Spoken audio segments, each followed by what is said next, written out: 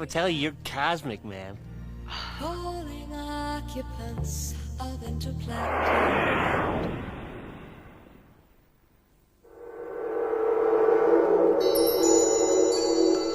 Well, now on BBC Two with everything to play for. How did England get on today? Highlights now from the third test, introduced by Richie Benno.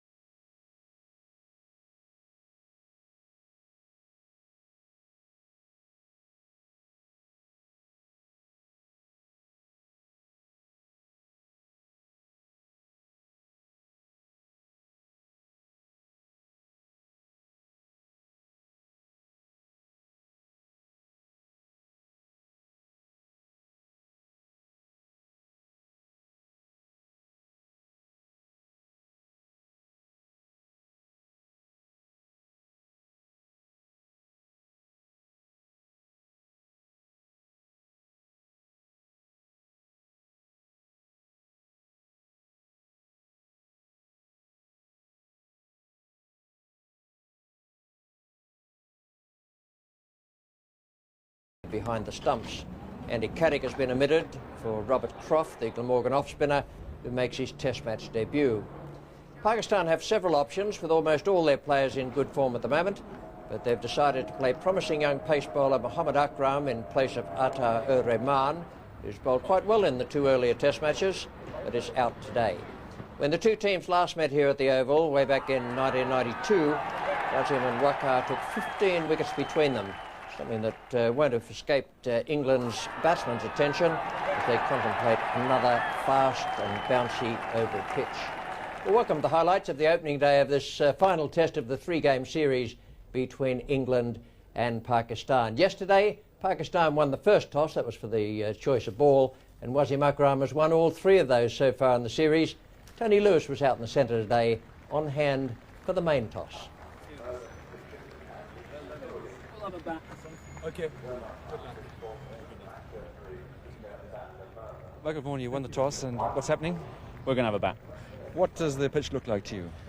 It looks a pretty good pitch, which is why we've played two spinners, and hopefully we can get a score on the board and get them under pressure later in the match. So how does the team fall, and who have you left out? We've left out Andy Caddick. We're going to play two spinners so Robert Croft gets his first game. And that's the first Test match for Croft, and really an all-rounder, I suppose.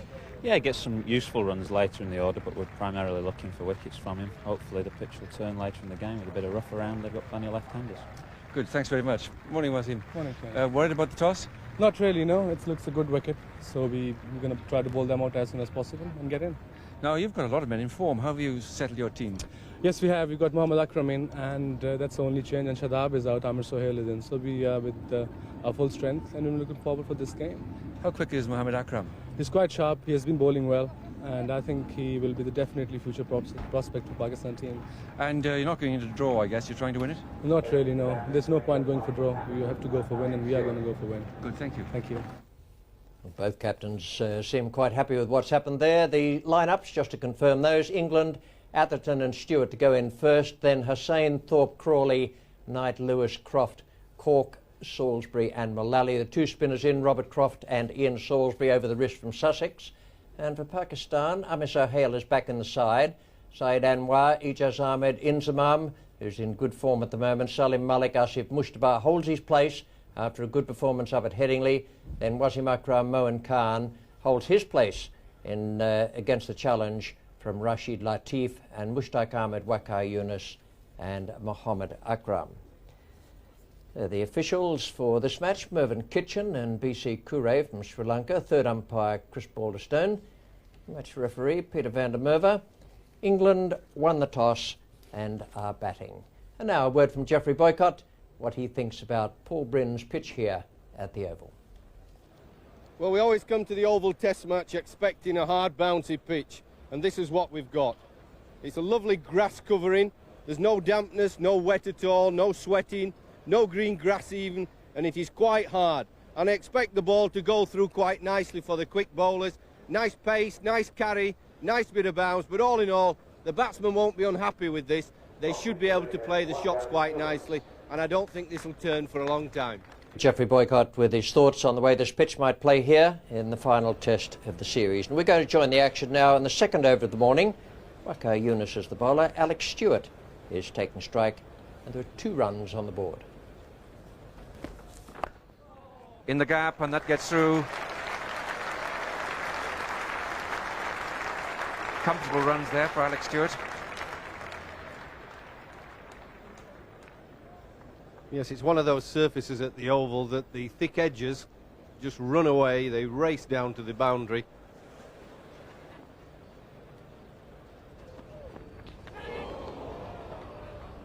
Lively stuff.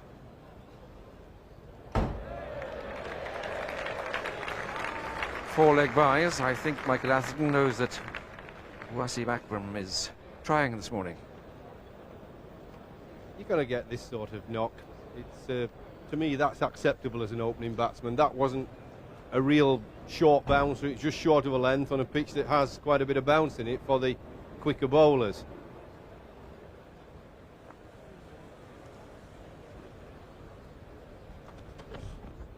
Dead ball. Well, not only Mike Aston knows that Wasim is playing, but Mervyn Kitchen knows as well. Just watch this.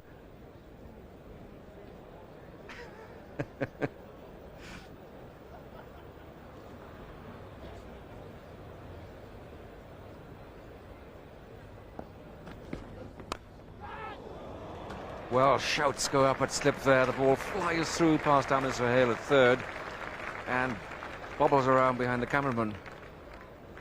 Waka not pleased.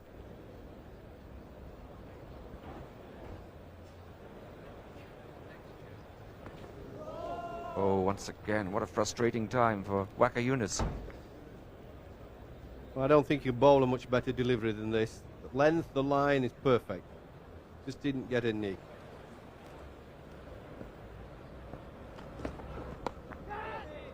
Well, that's bad luck again for Waka Yunus because Stewart didn't know where that went at all. It could have gone up in the air, off the shoulder of the bat, anywhere.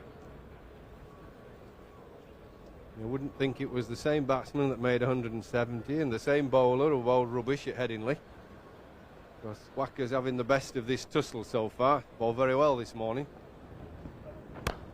Good shot. Waka Yunus just trying the fuller length ball, but Alex Stewart was a match for that one. That's been the first handsome crack of the bat in the half hour's play.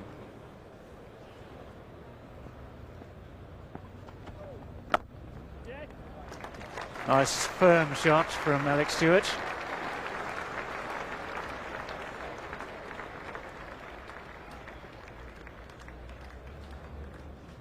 Three runs across this lush oval outfield.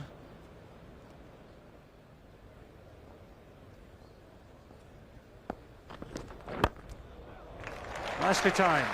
That's away through mid-wicket. And despite the lushness, that's 4 runs.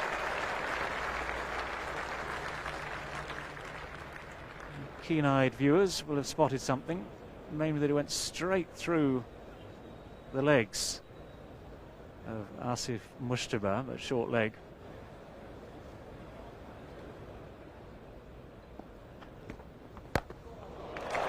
Pulled away, and very nicely too.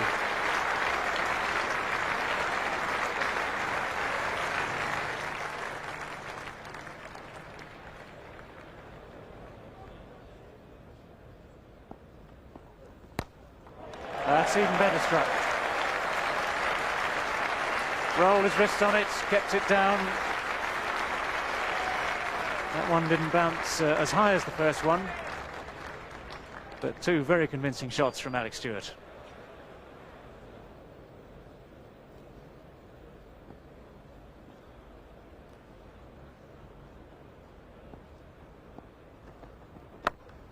That's another good shot. No one at mid-on, so anything straight down the ground is worth plenty. It's a long chase.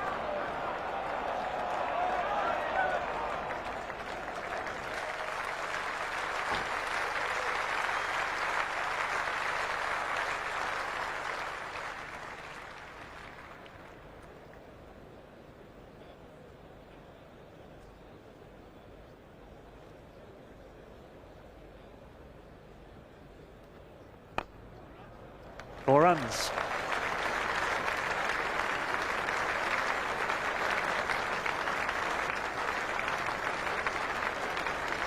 Michael Atherton's first bound in the morning takes England to 50.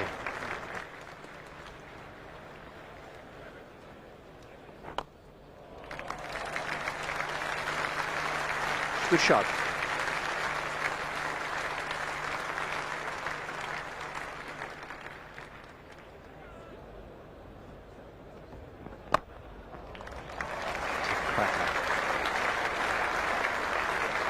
Still got the feeling that Atherton's inconvenience with that shoulder blow he took early on just seems to be carrying his right arm a little bit, but doesn't show up too much there. Yes, for all his outward pleasant, calm and ruffled exterior, Michael Atherton, he's a tough little cookie inside.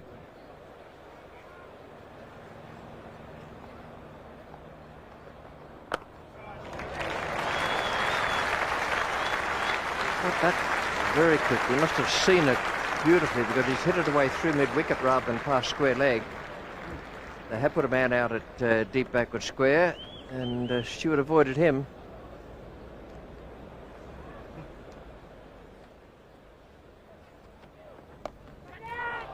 Oh, well, that was brilliant captaincy and well bowled to bring the man in from saving one to leg gully.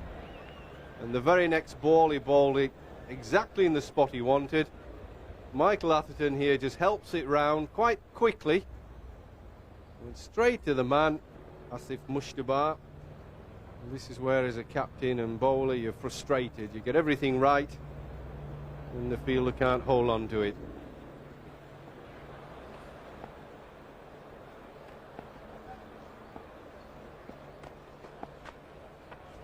There you are. Misread it. Well, what's happening there? Why isn't he going? That's out. Oh, I think that's out. Bit of puzzlement there by Alex Stewart. I think the umpire's going to have a word with the bowler for running across and down the pitch, but that was magnificently bowled. It was rushed out and hit top of middle and off. Stewart simply didn't know where it had gone, and just needed to know, as the ball rebounded off the wicketkeeper, just needed to know that it hadn't rebounded back onto the stumps. But there's no doubt that it was quite a clear dismissal. And that brings Nasser Hussain to the middle.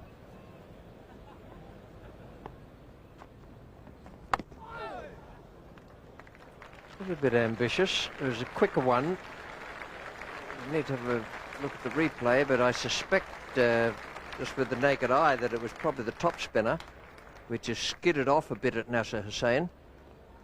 Yes, it looked that way, as it was top spinning, a little bit too full as well to be trying to cut behind square.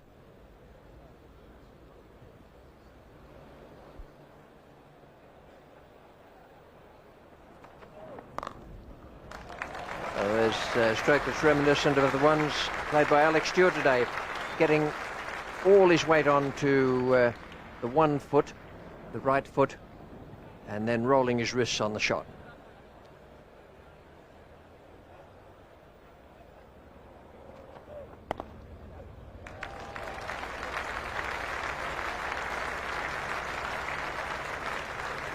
Two good shots in this over. The skipper's increasingly in touch.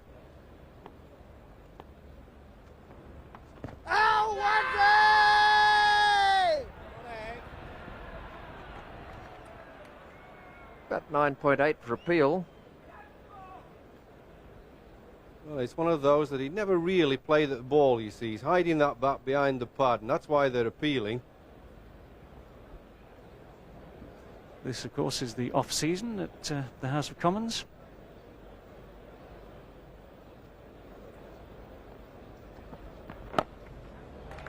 That's a good shot from Hussain. A chase for Salim Malik.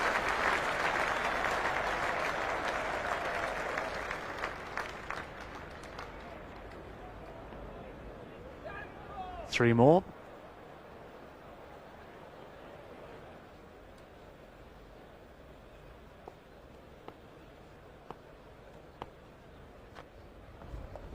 in the air and just dropping short of Syed Anwar.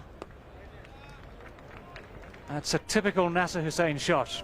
Just tries to paddle it away round the corner. But the man is placed there, the top edge.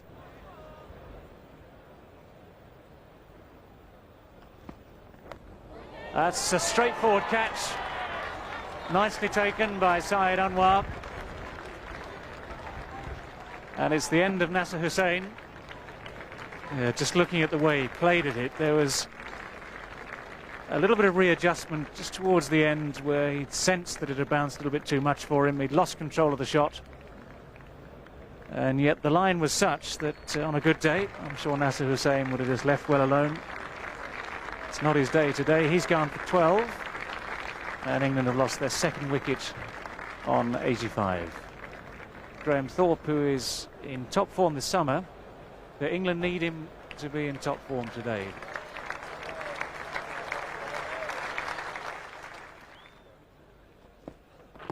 That's close. Well, that's really well bowled. Atherton just outside the line.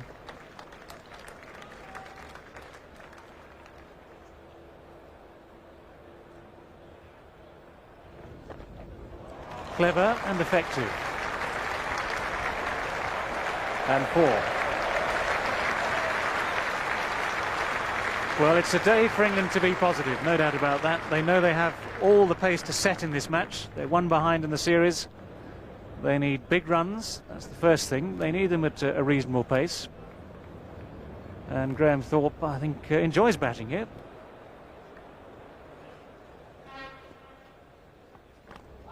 And that's an edge, which might well go down for 4. That's the shortest boundary on the ground.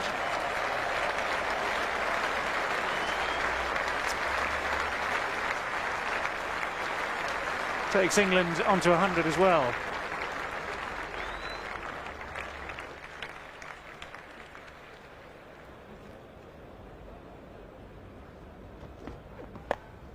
Well, that's a good shot. Beauty. When he bowled some of those at Alex Stewart earlier this morning, Stewart dealt with them just like that.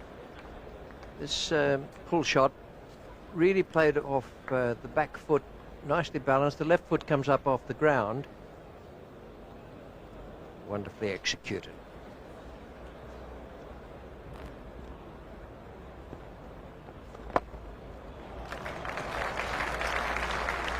Nice start for Graham Thorpe.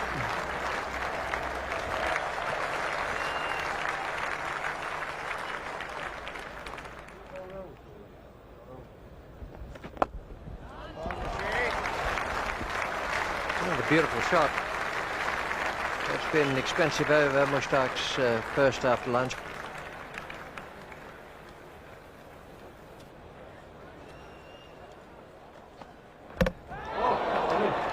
Behind his pads, and Atherton will find that very, very difficult to believe. He'll also find it extremely disappointing. I've seen some batsmen do that in this series in the summer over here in England. Get across too far, trying to get across to cover the ball that's likely to pitch roundabout off stump, and that has meant a little trip back to the pavilion for Atherton and a triumph for Waqar Younis. So Waqar Younis has bowled well, and he now has John Crawley in his sights.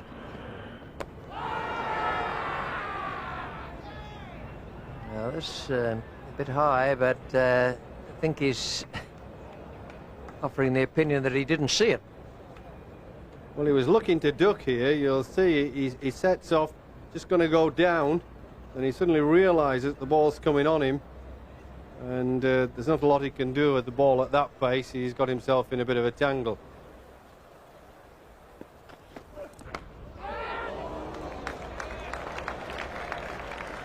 Well, ball will be bouncing more today, and it will be coming at you quicker. Well, this is well bowled by Waqar. He's causing problems for them. He's not getting a lot of luck. Third slip there. Well, it's just too wide for him.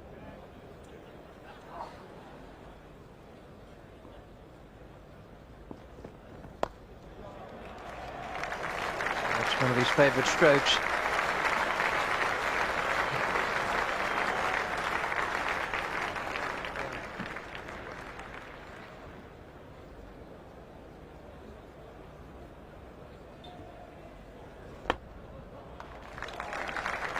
No one at mid-wicket. But that's quite a long boundary out there.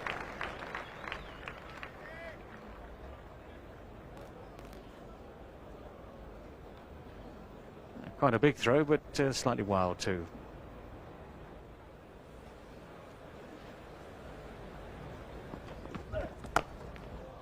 That's a lovely shot. Everything right about it.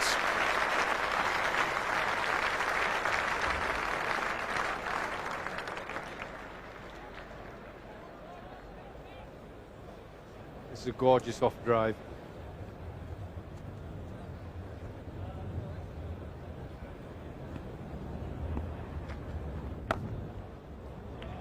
Now that's timed pretty well. That's a chase for Asif Mujtaba.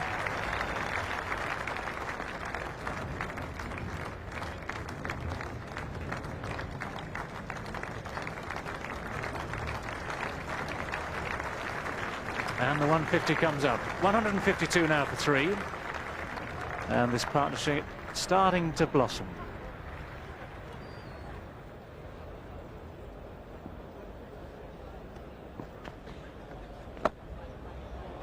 Oh, great shot. Now that's well played, well timed and well placed. Really had to thread it through the field there. There's a silly point, there's a short extra cover, a man at cover, and he missed them all.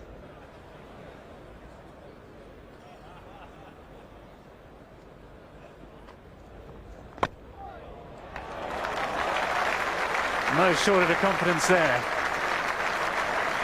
That was tossed higher. It was just a tad wider than the first one he hit. Nice batting. If you're an England supporter this over, 2 quality shots.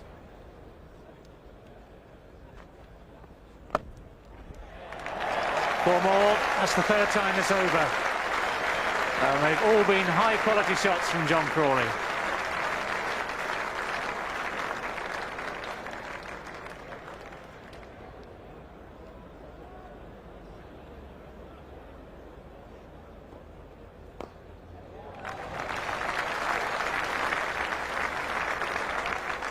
Well, certainly 2. They might turn for 3 and take on Waqar Younis's arm, which they do successfully. And in the process, that's the 50 partnership. 51 these two have put on together now. And 51 in 48 minutes and 74 balls. That's been very positive batting. That's good progress by Crawley and Thorpe.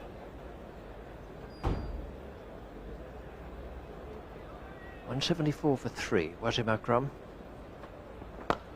Oh, good shot. Now that is a very good stroke, although it may look on the replay to be fairly straightforward. A drive just past the stumps of the non-striker's end. The ball swerved just before he was making impact, and yet he played it so beautifully straight.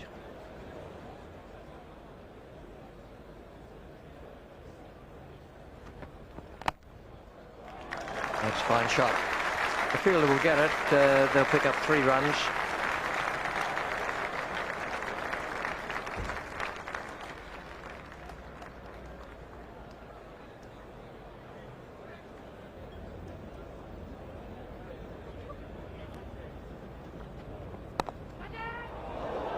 Not far away. There's no third man.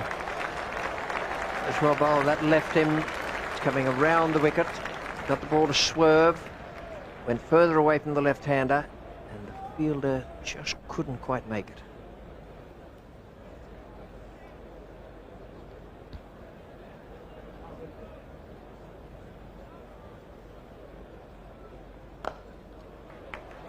Oh, well played.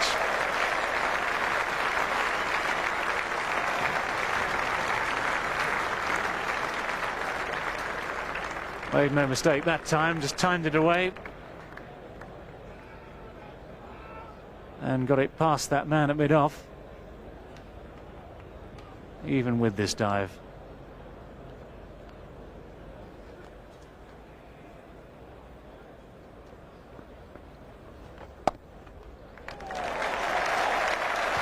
That's 50 for Graham Thorpe.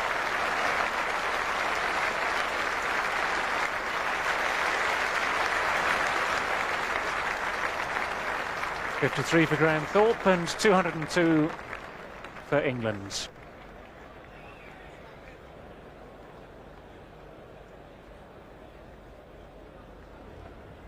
Graham Thorpe now knows full well that the pressure is on him to continue in this same vein. He's batted very well. 54 not out, and all his supporters, all England's supporters, would love to see him turn that into 100 and then carry on after that.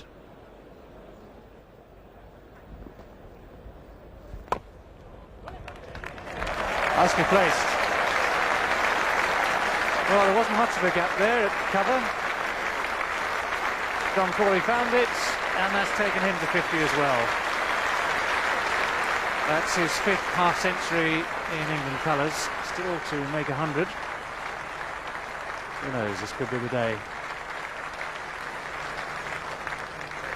Very good from John Crawley, but Graham Thorpe's the one that interests most of us. He has such a good record for England. He's got 18 of 50s, 200s. You know, it's time he made some of those 50s into more hundreds. He's out now. That one seemed to go through low from Mohammad Akram. And I think I can guess what Graham Thorpe is thinking now. He's out for 54. And I suspect just a little unlucky. That pitched very close to the line of leg stump, but might well have pitched outside the line of leg stump.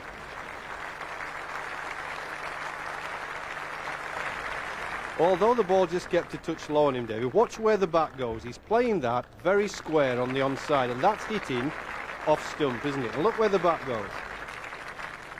And that mistake or slight misjudgment, slightly lower ball that kept blowing him, has brought Nick Knight to the crease when he was thinking, I might have a nice little tee here. And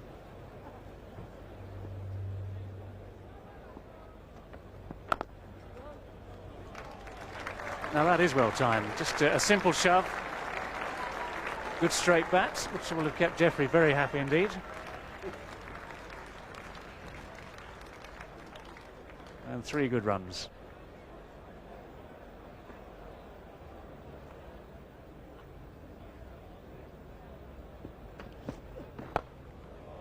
Well played.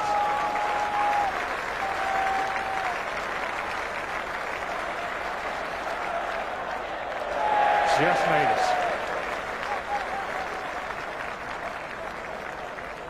Well, that's always been John Crawley's great strength through mid-wicket. Just a lovely turn of the wrists. It's all timing, this shot.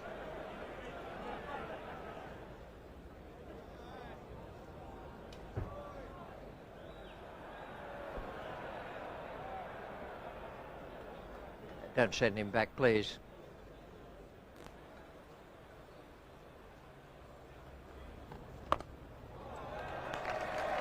Nick Knight apparently did that to him quite a number of times in the game between Pakistan and Warwickshire. And quite successfully again. yes, I was just about to say that, Richie, that he does try and hit him with the spin. Nothing wrong with that. But I think Mushtaq's got to put a man out there.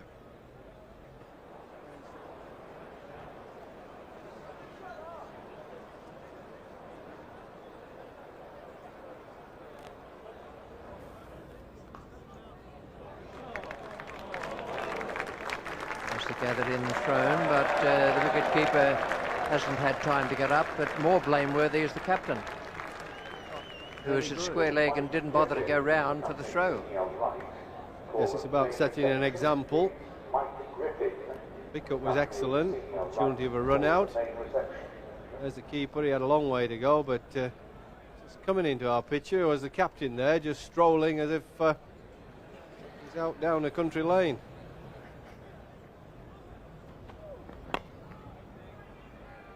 Is this that touch of swerve there, Richie, isn't there? Just enough to encourage the bowler without delighting him too much, and then it disappears for an over. Suddenly it'll come back again. But that's gone from outside off stump to hitting leg. Just 17 runs from 10 overs since tea. And this is all you can expect from a fielding side. They really have to keep control now. Still round the wicket at Crawley, who's 66.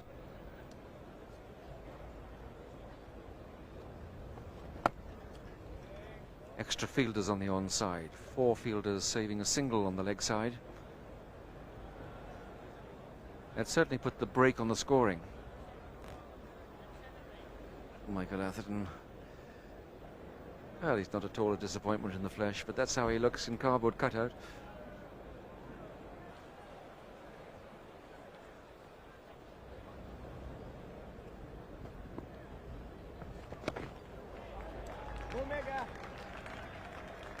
Plays that sweep shot with a real clubbing action. That's his highest test score.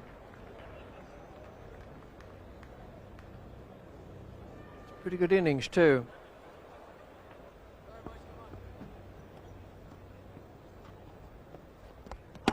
Oh. Yes, he's bowled him. Yes, he's bowled him. It looked for a moment as if the keeper, by his reaction, had perhaps dropped a little nick, but the clip was on the off stump. And Nick Knight, who was never truly comfortable against Mushtaq Ahmed, has gone for 17. Not going to matter very much to him exactly how it got there. We know that he assisted it. But, whether it was a sliver of wood or a sliver of glove is another matter. It almost destroyed our camera in the stump as well. Mushtaq Ahmed deserves success. He's bowled very well. He stuck at it all day. And now, 5 wickets down, a slightly different positioning of the game. 248 on the board, 5 down. Chris Lewis to come in, then Cork, Croft, Salisbury and Mullally.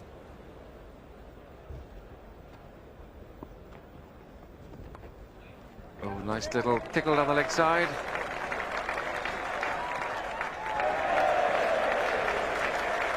The 250 comes up. And who'd have thought that there was that much pace on the ball, so that a little tickle would send it racing away down to the pavilion for 4 runs.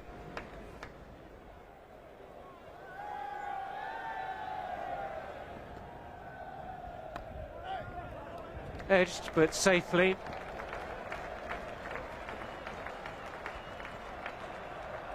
And 4 runs too. A cheer from the crowd acknowledges the end of the chase for Mushtaq.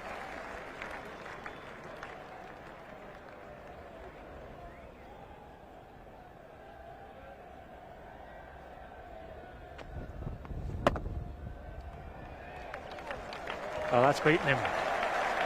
That's a remarkable shot from John Crawley.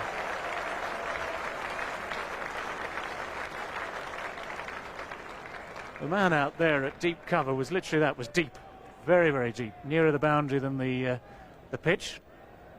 And yet this was timed so well that it seemed to speed past him.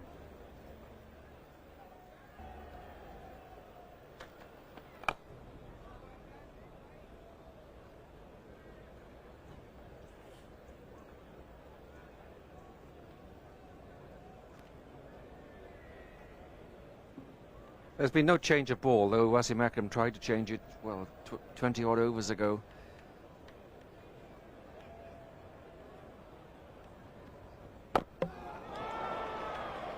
The bail's off, and Lewis is out.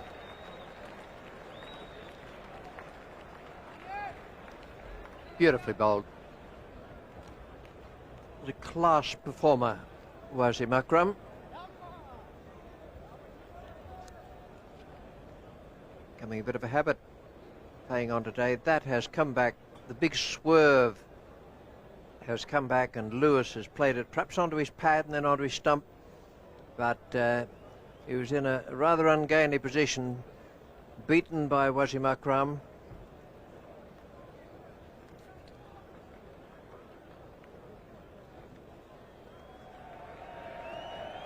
Disappointed, lack of achievement, but he certainly propped up the end while John Crawley was going about his business.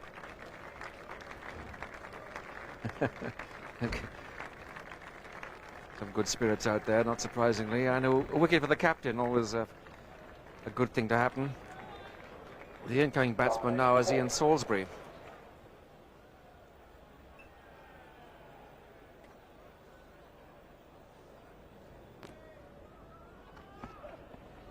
Didn't see it, and that does happen here at the Oval. Sometimes bowlers will wave sorry. Sometimes they'll remember it for next time. Just below waist height. 3 more runs added to take it along to 278 for 6 at the close of play, and that was an outstanding innings from John Crawley. 94 not out, and he showed great common sense towards the end. He wasn't worried about his 100, simply that he wanted to be there in the morning. Good efforts from other batsmen. Atherton 31, Stewart 44, and Thorpe 54, another half century for him. 278 for 6 at the close. Now the bowling figures for Pakistan, I thought they stuck at it very, very well. They came back nicely in the last session. They could have folded, and they didn't. They stuck there with their fielding and the bowling. A wicket for Wasim, 2 for Waqar, Mohammad Akram 1 for 41, and Mushtaq bowled very well, 27 overs, 5 maidens, 2 for 78 on the first day of the test when there wasn't very much there for him. So a good performance all round, and with his ideas on the day and what might come up tomorrow, here's Geoffrey Boycott. Well, it was a splendid day's cricket. Lots of runs and wickets falling. Great action for the crowd. England were doing nicely. They were cruising along, 4 runs and overcoming, batsmen playing their shots. Everybody was happy up to tea. They had the Pakistani bowlers in their pocket. And then what happened? Pakistan, with great character, determination, they fought back very hard. Mushtaq went around the wicket, stopped the scoring rate. Even Wasim Akram bowled around the wicket. They tightened the screws, and only 60 runs came and 2 wickets fell in the last session. Pakistan pulled themselves back into the game. This is a team that we haven't seen before, really determined and wants to win. It's not sitting back on its 1-0 lead. Now for England, they haven't really got enough runs yet, not with 6 wickets down. They've got some work to do tomorrow. Crawley, I hope he gets 100. He played absolutely splendidly today. He showed a lot of good temperament, concentration, a lot of patience. He plays the wrist spinners beautifully. He picks them, he understands them. I thought all in all it was a class act. I hope he makes a big 100 tomorrow. The tail-enders have to help him, and if England are going to win this match, they've got to get up to 400 plus. Geoffrey Boycott with his ideas on what happened today and what might be in store for us tomorrow. Well, I hope it's as good a day as today. It was outstanding. I thoroughly enjoyed it all the way through, both sides battling away out there and fighting every inch of the way. We'll be back with you tomorrow at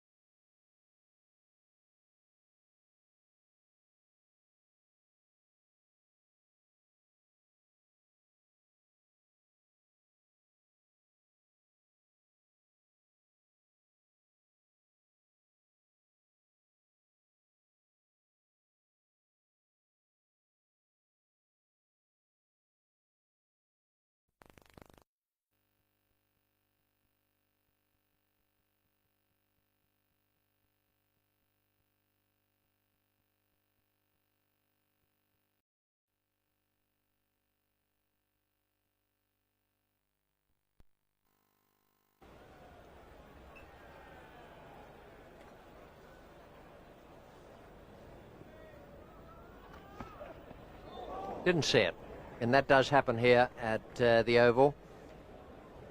Sometimes bowlers will wave sorry.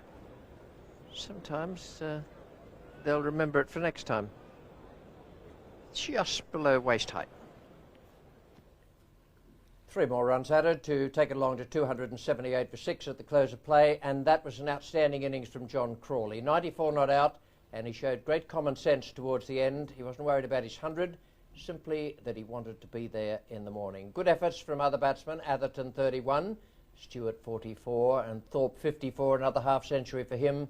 278 for 6 at the close. Now the bowling figures for Pakistan, I thought they stuck at it very, very well. They came back nicely in the last session. They could have folded and they didn't. They stuck there with their fielding and the bowling. A wicket for Wasim, 2 for Waqar, Mohammad Akram 1 for 41, and Mushtaq bowled very well, 27 overs, 5 maidens, 2 for 78 on the first day of the test when there wasn't very much there for him.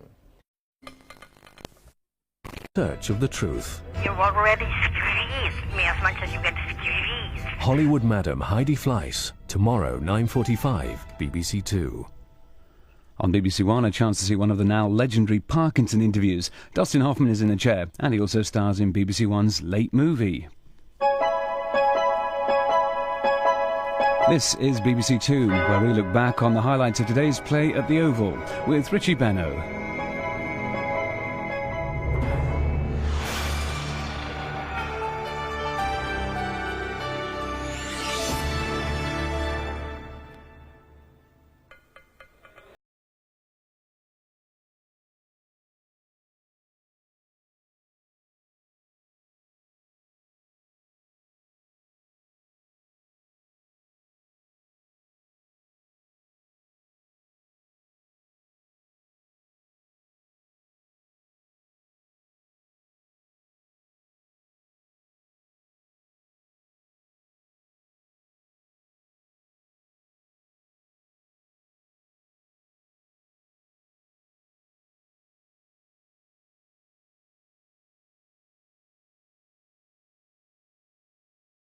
With England on 116 for 3, it made 94 not out by the end of a fascinating first day, and that in an innings full of beautiful strokes to all parts of the ground.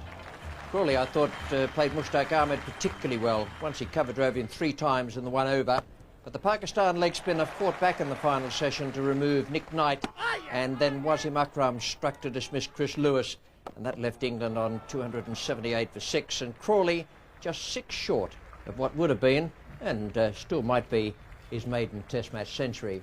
We welcome the highlights of the second day's play in this test match, the last of the 3-match series between England and Pakistan.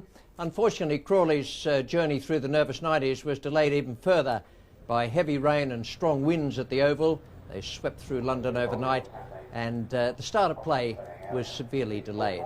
This is the way it began: 278 for 6 and 31 to Atherton, the skipper, 44 to Stewart, 54 to Thorpe, who's been very consistent so far this summer, and 17 to Nick Knight. Ian Salisbury, the night watchman, came out to join with Crawley in seeing things through to the close of play in the first evening. 94 not out for Crawley. 278 for 6, and the bowling figures for Pakistan: a wicket for Wasim Akram, 2 for Waqar Yunus, and 1 for Mohammad Akram, 2 for Mushtaq, the leg spinner, 27 overs, 5 maidens, and 2 for 78 for him.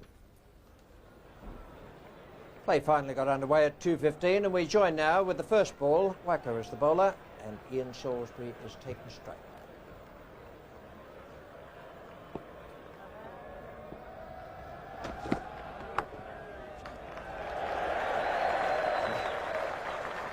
Great cheer just for the single. I think it's a general sense of relief, actually, for Ian Salisbury. Firstly, it's a question of getting his first run of the day. For the crowd who've waited patiently all the way through the morning, they've now got cricket in bright sunshine, and that patience looks as though it'll be rewarded with some good cricket. There's definitely a contest on.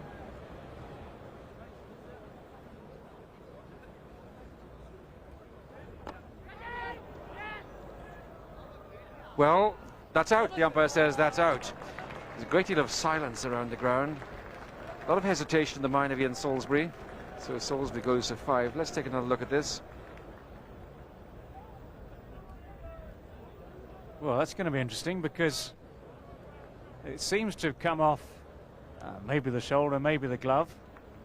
Inzamam is the man who's caught it first slip, and he didn't seem to react over much having done so. Well, that actually concludes the argument. Perfectly clear from that angle anyway that it's come off the top edge. As we said, just a little bit of confusion watching these monitors for a moment, but Inzamam takes it nice and comfortably. No problems for him. And Wasim Akram has his first wicket of the afternoon.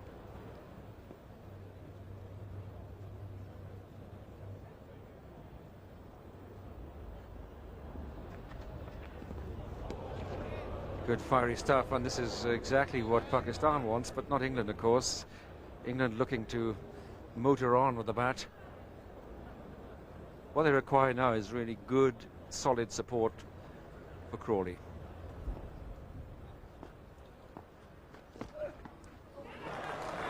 Faint nick, caught behind, little quicker, well bowled.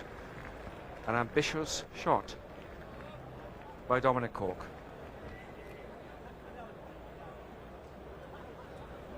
As Tony Lewis said, it's an ambitious shot. It's not a good shot. And it's by no means the first time we've seen Dominic Cork do this.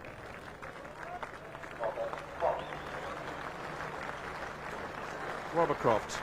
Well, it won't be easy for him. Always a nervous moment to walk to the crease for the first time in a test match. At the same time, he's got a reasonable batting technique. And my word, does John Crawley need him. That's well bowled. Quite a confident appeal, that. It's the new ball, remember, out there. Fifth over of this ball, and Wasim Akram does tend to swing the ball into the pads.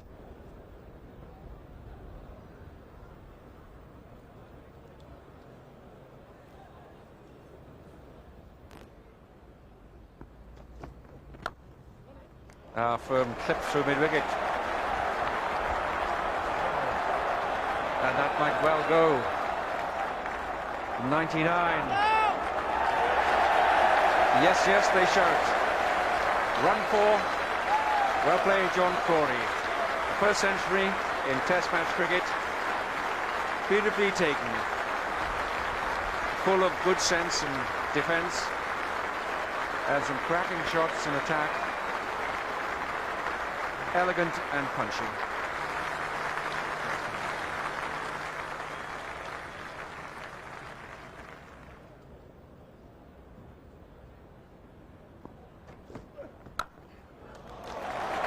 Cracking shot.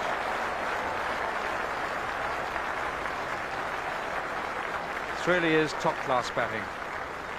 The good balls acknowledged and sometimes allowed to pass through to the keeper, but the one that's short outside the off-stump, which requires hitting, is really hit.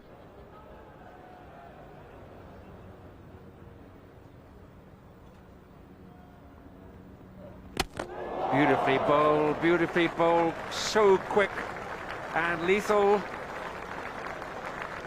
Wonderful bowling by Waqar Younis. There appeared to be a little wrong with John Crawley's move across behind and in line with the ball, but suddenly his world was all stumps and bails.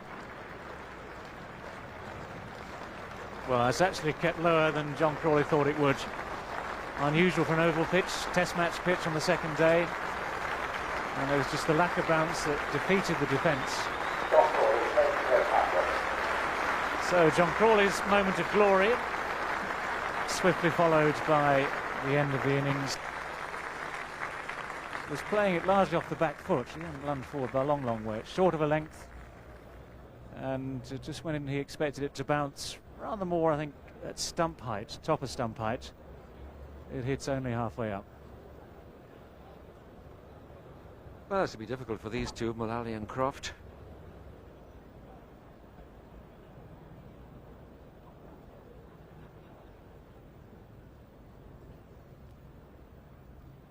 Oh, beautifully bowled. Beautifully bowled. And such a difficult job to settle as a novice in Test cricket. Right through between the bat and the body. May well blink the eyes there, Robert Croft.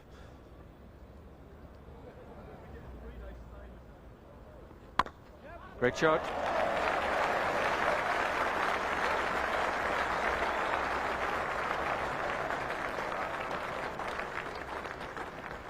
Handy 3 runs by Robert Croft.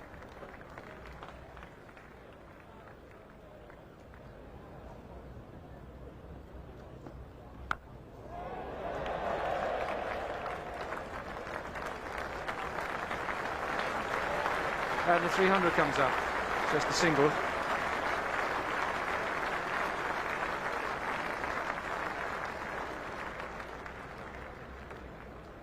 There's normally a pretty good shot actually to the paceman. You've got to be careful of that man down at third man.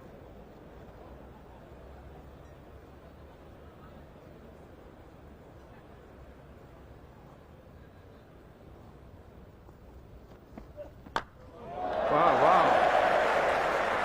Not a lot wrong with the ball. It's absolutely straight. It's as if Alan Mullally's been sitting there in the old deck chair at the side of the ground saying, my word, we should get on with it. Plenty of runs out there. There was a lovely book called Village Cricket delivered to this commentary box yesterday. Looks as though it was delivered to the England dressing room as well.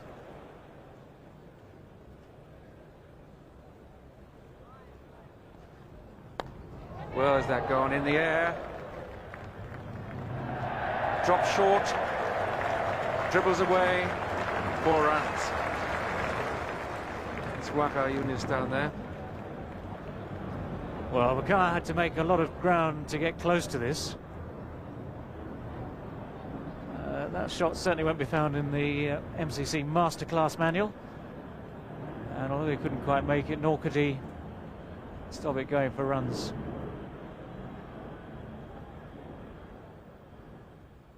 This'll be quicker. Well, and that'll be harder. Terrific, cracking shot. If you push it up, mate, I'll give you a chance. Whoosh. Disconcerting for the fielding side, bowling at 10-11. You see them smiling and bouncing gloves halfway down the pitch.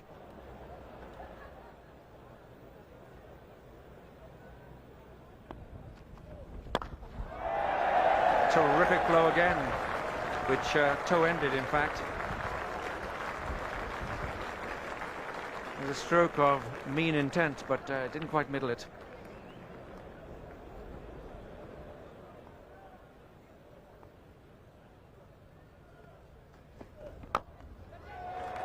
And that's a great shot. No bones about that one. Well, he's played himself in an instant.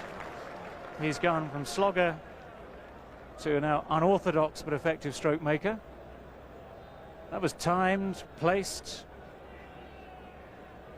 and 4 easy runs. No wonder he's enjoying himself. This is good entertainment.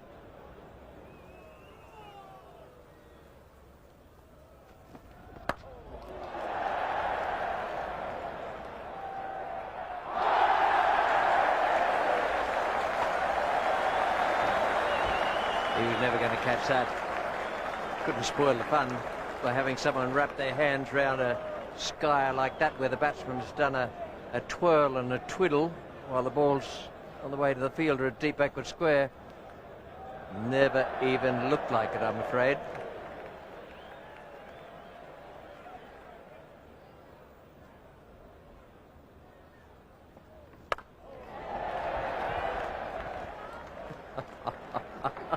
This fella's running everywhere and pointing, but no one is making... I don't think he's pleased, but he is.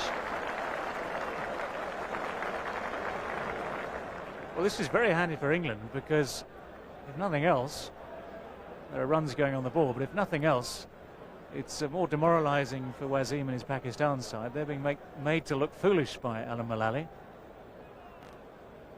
And, well, he can't lose. 24 not out in no time. 11 deliveries he's faced.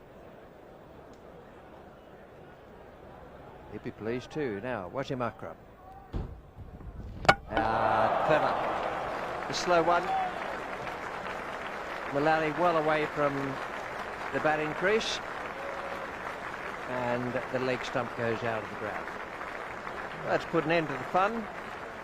Fun for the batting side and the spectators, and I suspect for the television viewers as well. Certainly for the commentators. Indeed, it was a lot of fun. Mullally 24 and the total 326, but the highlight, John Crawley's century, 106 for him, and then Wasim Akram and Waqar Younis got through the tail once again, and it was a very good performance from the Pakistan bowlers. 326 for England, and the wickets shared for Pakistan. Wasim Akram 3 for 83 from just on 30 overs. Waqar Younis 4 for 95, and they were the ones using the new ball today, with the other 3 bowlers unchanged from yesterday. We join play now in the Pakistan innings in the third over. The second ball's being bowled. Chris Lewis is the bowler. Amir Sohail, the left-hander, is taking strike, and there are 2 runs on the board. It's a good shot. It was only a defensive stroke, and yet he's timed it well enough to get it way down to the boundary and almost over. That's quite dangerous down there. That's the bare spot, and it's still very muddy, very soggy down there from the overnight rain and the showers that swept across the ground this morning.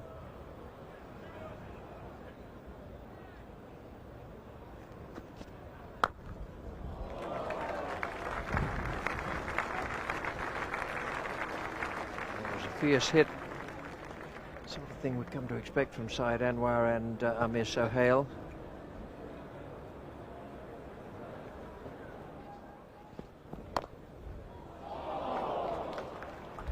Another nice stroke, and perhaps down into the water again.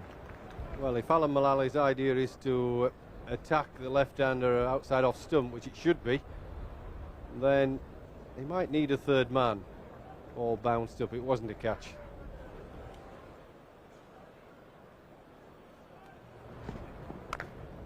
What a good stroke. He's launched himself at that. Can't actually say that we noticed his eyes light up. It was all done in a fraction of a second, but oh, he gave it some clobber.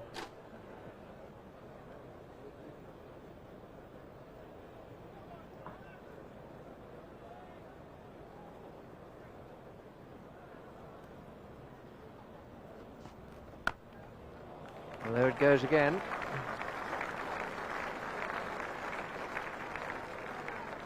Played with very good control.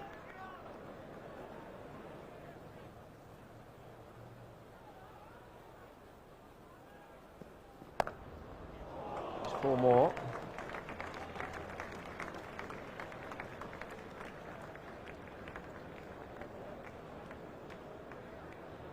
Well, very shortly, Mike Latham and his bowlers are going to feel that they need 2 third men and about 12 people in the slips and gully area, because that's where all the runs are coming.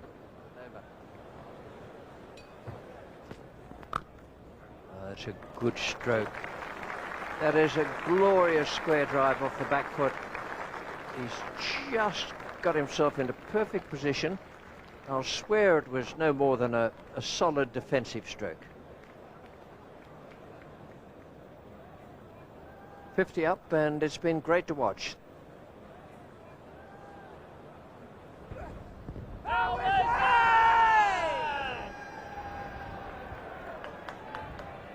Well, the reason the bowler and 1 or 2 fielders are getting a bit excited about the appealing is you'll see he's hiding the bat behind the pad. He's never really making any attempt, and obviously he can be out LBW if he's not playing a shot, although he's making a pretense of playing one. I mean, you can't really say that's putting back to ball, is it? Oh.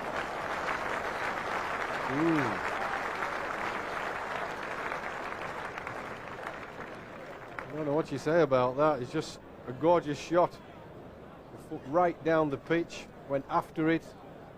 Look at that. That is definitely not in the textbook, but it absolutely whistled to the boundary. That's the one he's been searching for. He's managed to find it just a moment or 2 before the players go off for a cuppa. 62 for no wicket. That's been brilliant stuff.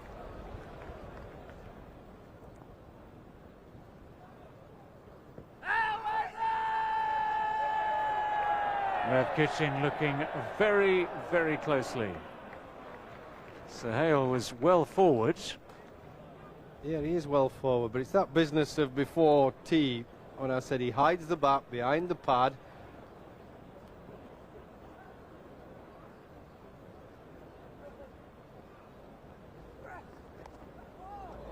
That's through the legs of Nasser Hussain. Delicate late cut. And 4 runs.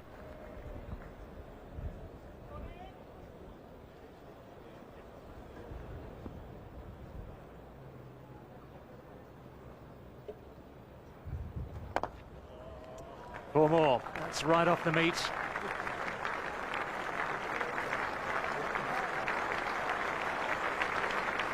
And it's 50 for Saeed Anwar.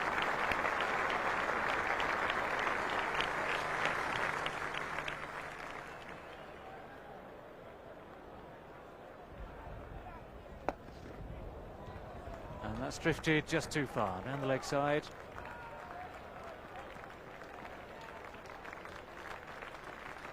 A little bit of extra assistance from the bats. And Pakistan go past the 100. 102 without loss, chasing 326. And at the rate they're going, they'll be there comfortably halfway through tomorrow. Well bowled indeed, just held back in the air, absolutely straight.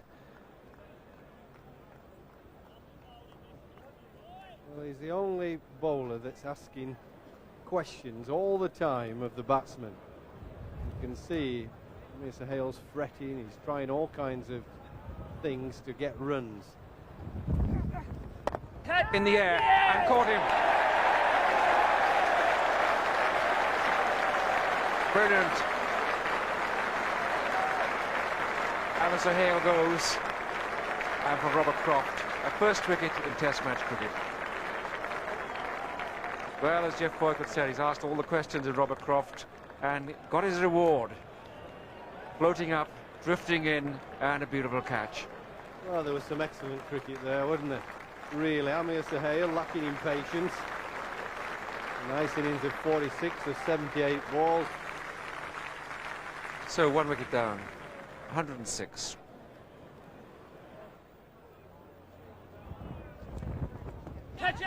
Well bowled indeed, if that is out. Everyone's congratulating, the umpire's unimpressed. Ijaz Ahmed stays there.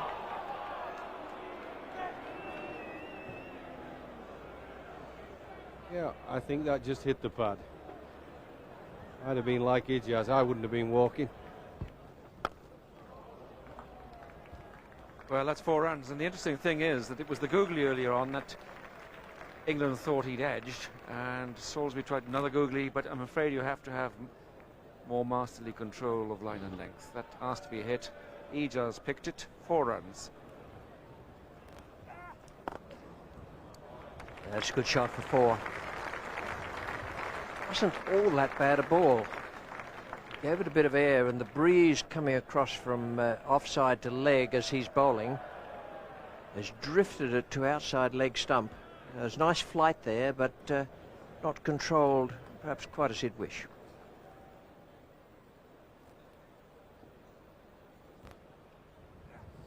Oh, that's a nice shot. That's beautifully played. It waited on that and it turned the bat just as the ball was about to meet it. He was slightly beaten in the flight, I reckon. Full credit to the bowler, and the batsman adjusted his stroke. That's safe. Hit it hard enough, and it's going to be very difficult to catch.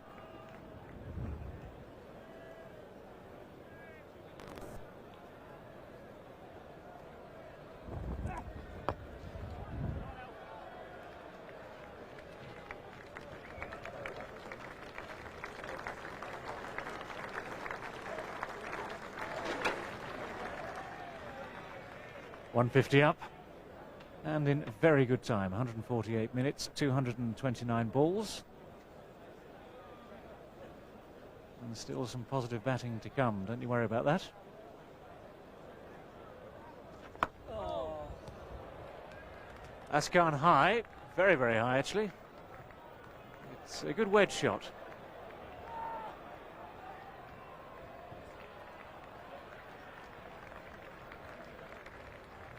And that hole, a par 3.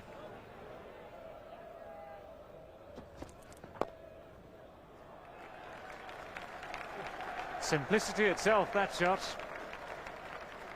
Up there on leg stump. Just a simple flick of the wrists. It raced across the outfield.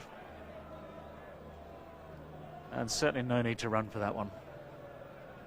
If only the pigeons could throw it back. 50 partnership comes up between Ijaz and Saeed Anwar. think when Chris Lewis is bowling at the right-hander, Ijaz Ahmed, he really ought to say to himself, I'm going to bowl at one side of the wickets. Well, he picked the right side of the pitch. That was the right line, but Ijaz is back into that mode that he was in at Headingley. Anything short. He's looking for the shot. Just play it rather well.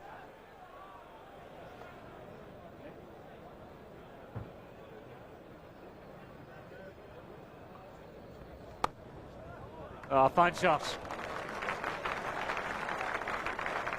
Well, it's a strength of Ijaz. Anything just short and wide of off stump, he just lays back and carves at it. Thank you. Thank you very much, says Syed Anwar. And he moves on to 91. No, it's not Concord coming into bowl, it's going to be Ian Salisbury with the ball. Concord seems to be following us round.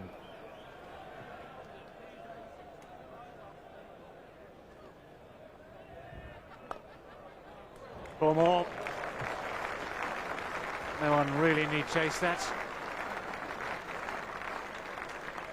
And this definitely is quick cricket. Well, there's a delightful freedom about the way he plays. So much to do with instinct. So much to do with talent.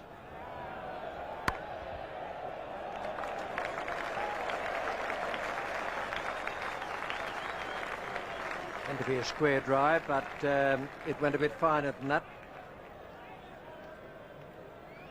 It's the right idea because it brought about a thick edge. All right, it went for 4, but it didn't go where the batsman intended it.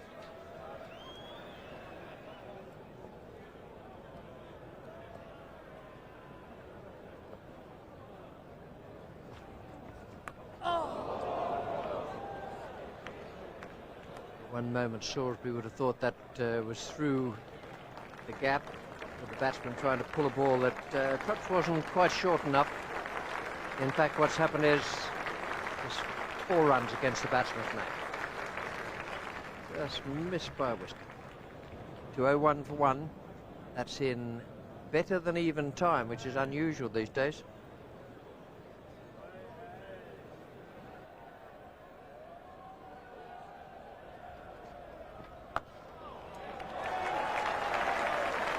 There's no man out at deep square leg.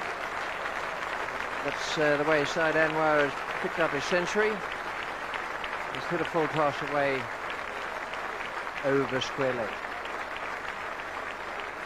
100 partnership up between these two players, Syed Anwar and Ijaz Ahmed. Ijaz is on 48.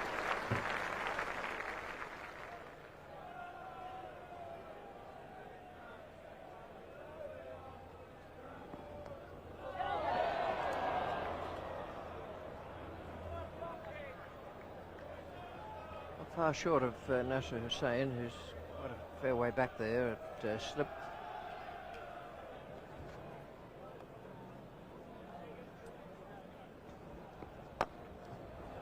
Short and pulled away viciously. He plays that shot very well.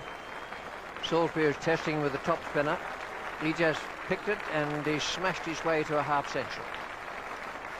52 not out, 88 balls faced. And Pakistan have carried the attack all the way to the England bowlers here today.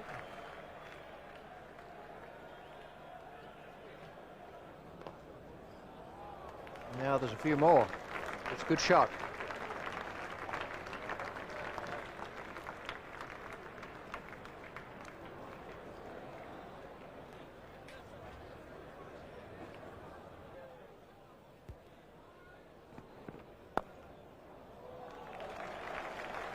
There's 4 more. That's precisely what it deserved.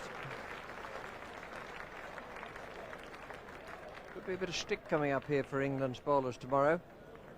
Been a bit today, actually.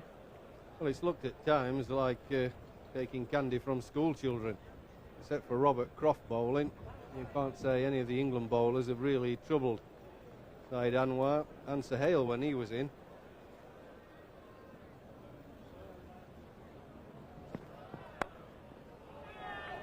Well, someone's got to chase it.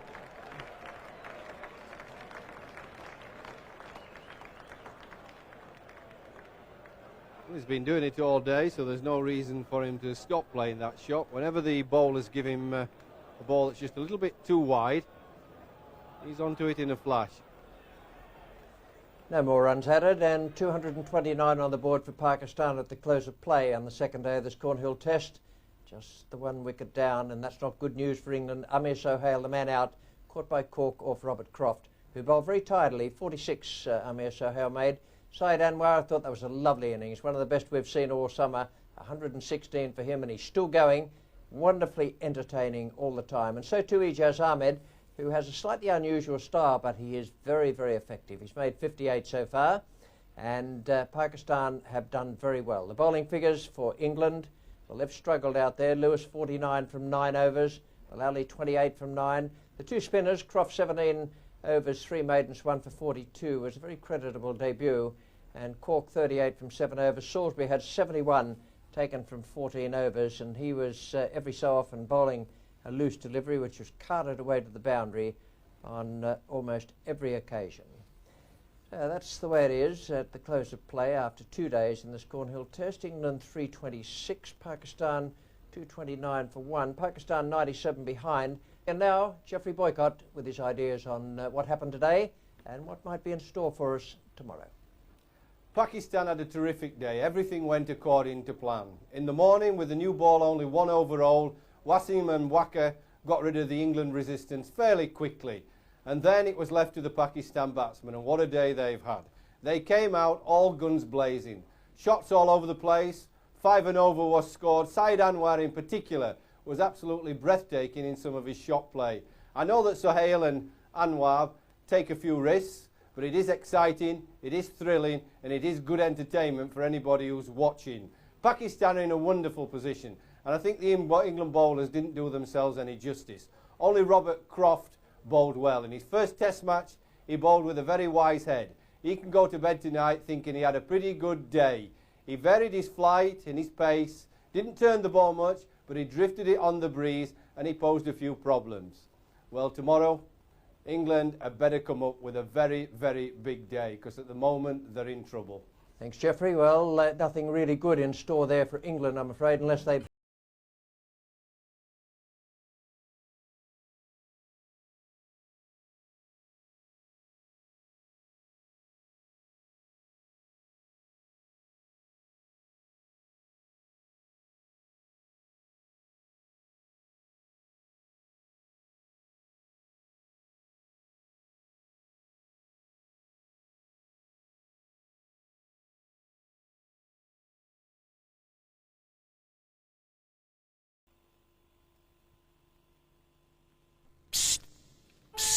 Listen, if you'd like.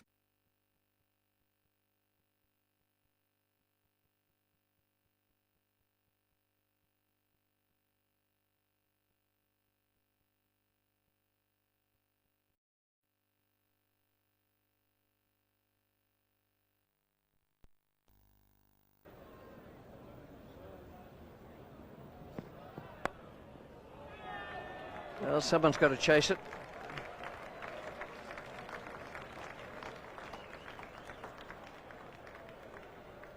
He's been doing it all day, so there's no reason for him to stop playing that shot. Whenever the bowlers give him a ball that's just a little bit too wide, he's onto it in a flash.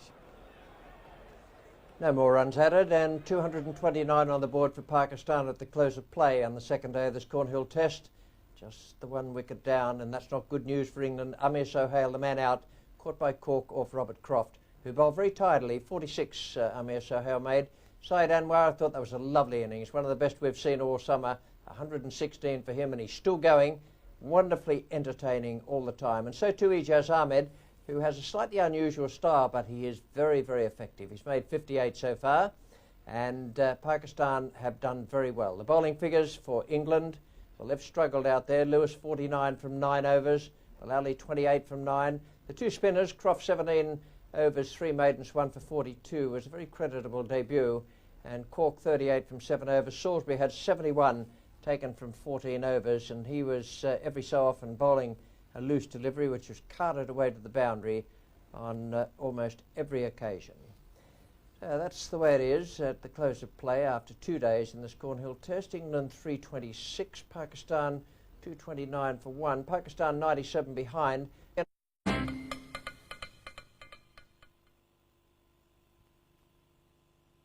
Psst, psst, listen, if you're lucky.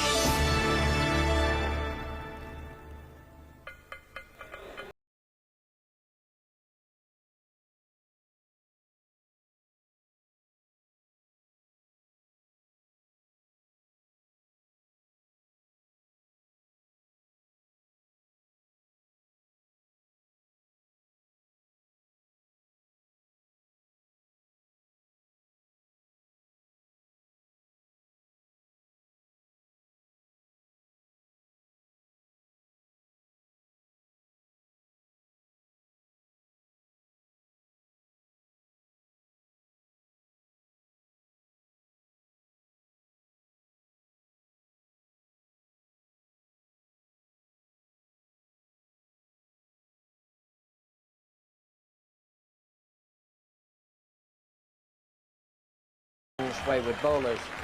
By the close of play, Pakistan were dominating proceedings, and it was left to Glamorgan's Robert Croft to take the bowling honours on his Test match debut. He and Ian Salisbury will need to find some inspiration this morning if they're to contain the batting mayhem, and I'd suggest even more important, to take some wickets. Well, welcome to the third day's play of this final Test match of the series between England and Pakistan. Tremendous match so far for Pakistan, as is shown by their scorecard. That's the way it is, 229 for 1. Moving into the third morning, Saeed Anwar is 116, confirming that Ijaz Ahmed is the man going in with him, 58 not out, and the one out, Amir Sohail, after a pretty good innings. He flashed a little bit, but he hit some glorious strokes in that 46, 229 for 1, and the bowling figures in the light of that, as you may imagine, not all that impressive. Lewis none for 49 from 9, Mullally none for 28. A wicket for Robert Croft, the only one to fall, at cost of 42. Cork had 38 taken from 7, and Salisbury 71 from just 14. So on the third morning, that's the way it is. Pakistan 97 runs behind. And now with his pitch report, here's Geoffrey Boycott. Third morning, and this pitch hasn't changed a lot. We look at the footholes for the spinners. England bowl the spinners quite a lot. These footholes don't matter. These are far too full. It's up here, somewhere about this area, about 10 feet. Might get a little bit of turn from that, but the spinners definitely have to pitch it up. On this side as well, a few footholes, but these are too wide. So all in all, what you've got is a very flat surface. You can hardly see a mark here. It really is flat. I think you could play on this for about 10 days. It is just flat for batting, and I expect the bowlers will have to work very hard. In fact, if you give one piece of advice to them, it would be to pitch the damn thing up more and don't bowl so short. But all in all, it's nice pace. It's not changed much. If it's changed at all, it's changed for the better. It just looks better and better, a batting pitch. Thanks, Geoffrey. Geoffrey Boycott with his pitch report on this third morning. And we rejoin the Pakistan innings now in the second over. Mullally is the bowler. Saeed Anwar has taken strike, and 2 runs have been added to the overnight score. That's very well bowled indeed.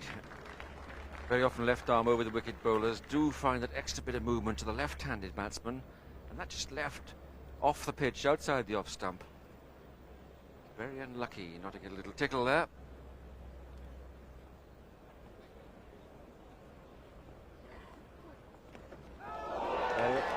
Well, where that goes, beautifully caught it slip, but wanted it come off. And that's just the sort of luck that England need to go their way. I think it turned out of the rough. I don't think he touched it at all. Yeah, he just missed it.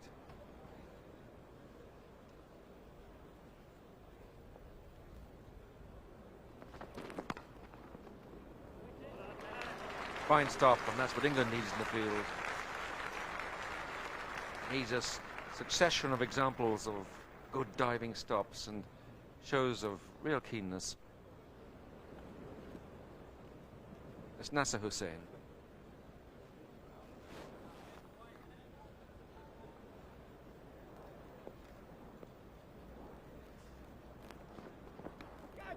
Yes, he's gone, and that's the angle that did it. It looked a possibility. But he's still got to bowl it there, and bowl it he did. Well bowled, Alan Mullally. Well thought out. England. Second wicket goes down for 239, and Ijaz goes for 61.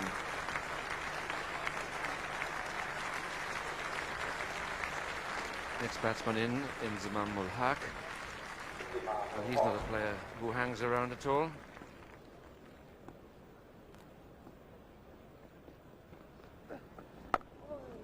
There's that flashy shot on the up, and he plays it well this time. It wasn't the full cracking meat of the bat, but it was very well played.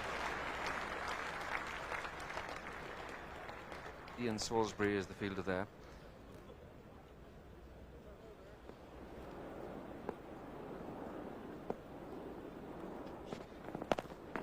Interesting start by Inzamam.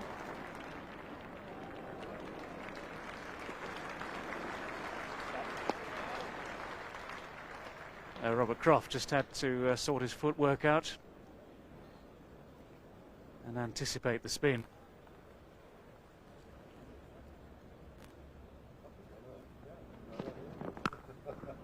Great shot.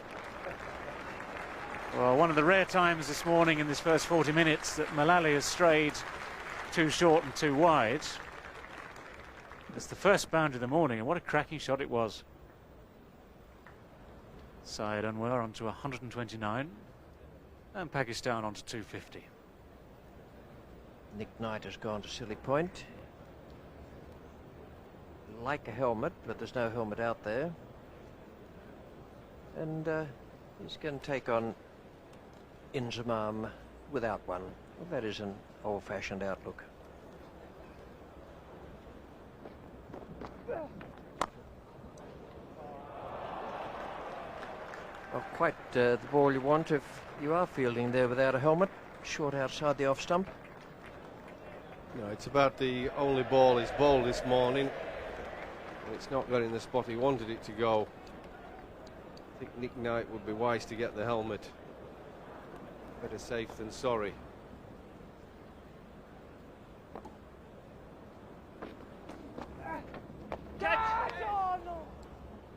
Well, that was magnificently bowled. A little bit of extra loop on that.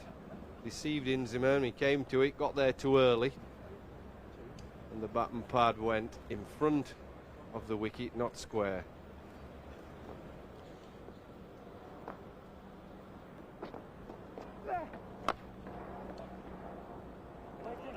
That's good stuff. Atherton, the man coming across to the right there. That's what you need in a situation like this. 258 for 2, and the batsman on top. Need good fielding to back up satisfactory bowling. Ian Salisbury is coming on now at the pavilion end. He's going to come around the wicket to the left-hander, Syed Anwar.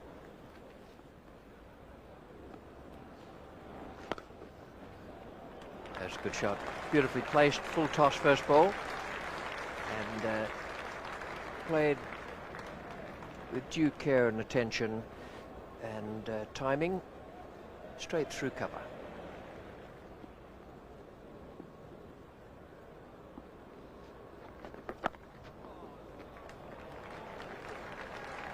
That's 4 more, and Syed Anwar dealt with it perfectly.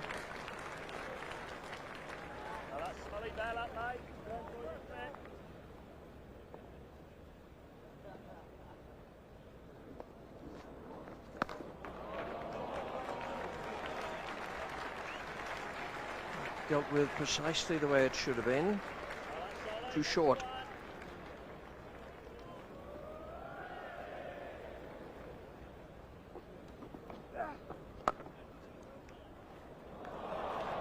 He's unlucky, although you would always need to be prepared for the second bounce that the ball is going to spin.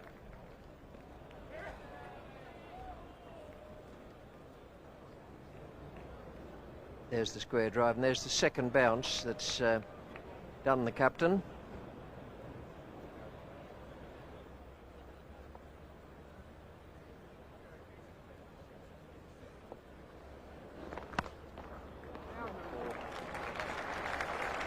short one that poses most problems for him. 3 there for Inzamam. Nice stroke from him.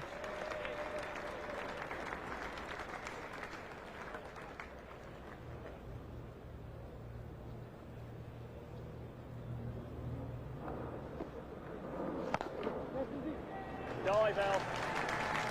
150 for Saeed Anwar. That's a very good innings. It's been lovely to watch. A good player.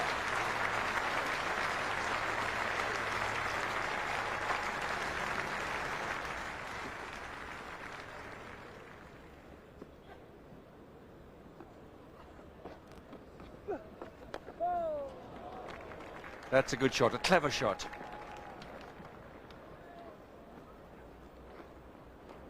Really is amazing how many shots Saeed Anwar plays away from the body. And Croft has tempted him out there from time to time, right through his innings, but each time he's middled the ball.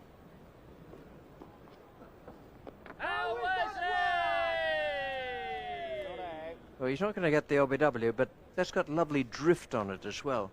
It started, I reckon, between the return crease and the off stump, and it finished up in it off stump, so there's a lovely swerve there.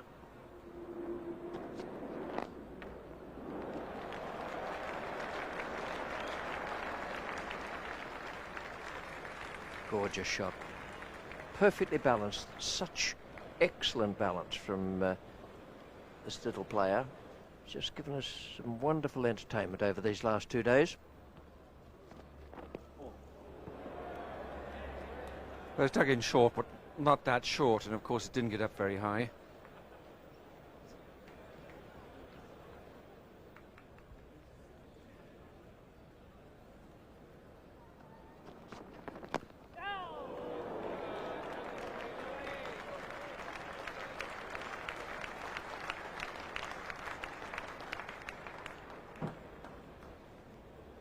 Thick inside edge.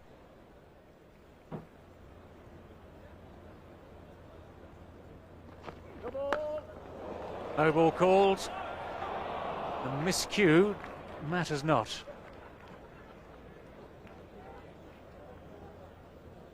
That's going to be one of those ones where you'll never know for sure whether or not the batsman improvised the shot on the call of no ball. I suspect he was going to play it anyway. And it landed some 4 or 5 yards over the shoulder of John Crawley.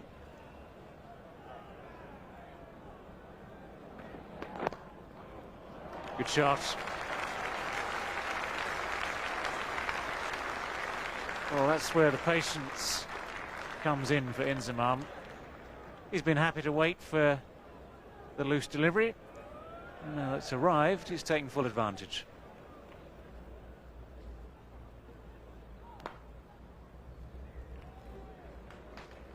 The 300 comes up.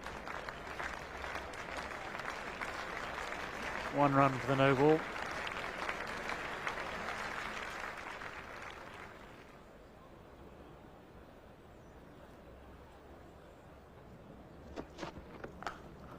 Fetch that back. Oh, better still get someone to throw it back. Really threw everything at that.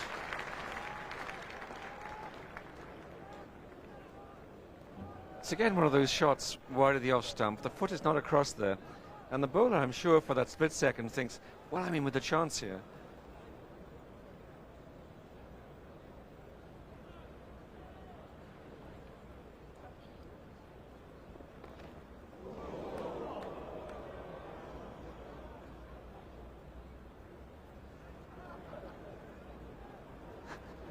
Well, I'm not sure that you should be allowed to necessarily get away with that. Saeed has got that look of total bemusement on his face. A little bit of play acting from Dominic Cork.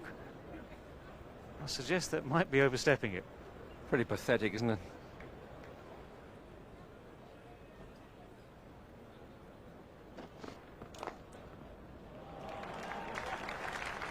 Inzamam is on his merry way. Robert Croft proving the Welsh can play football as well.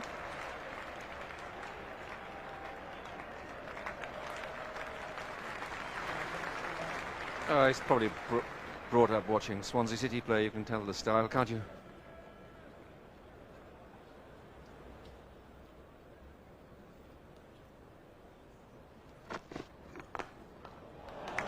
That could be the shot of the game.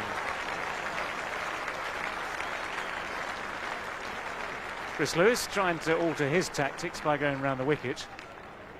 Syed Anwar doesn't have to change his one little bit.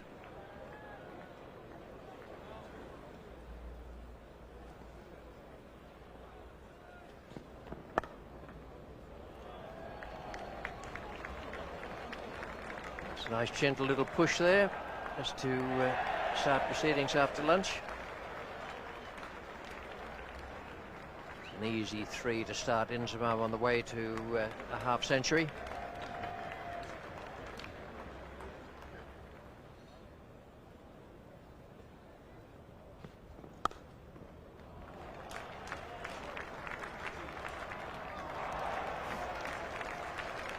Wonderful stroke.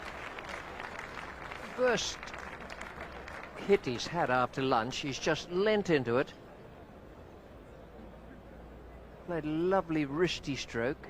Hasn't hit it hard at all. It's a great shot.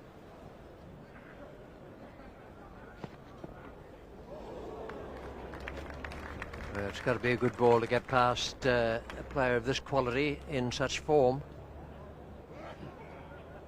That's beautifully bowled, and he's bowled a lot of good balls today, Alan Mullally.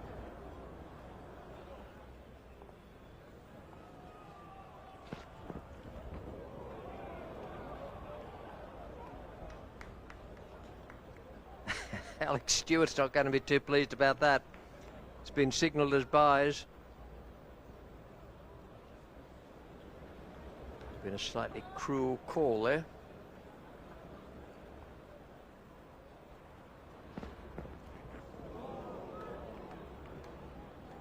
Well, that's the third time since lunch that Syed Anwar has played and missed, either defensively or attacking, at Alan Mullally.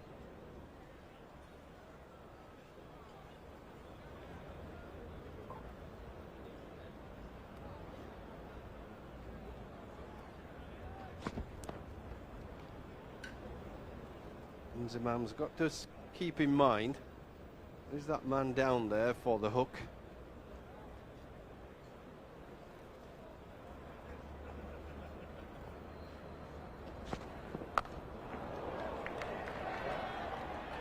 Nicely taken.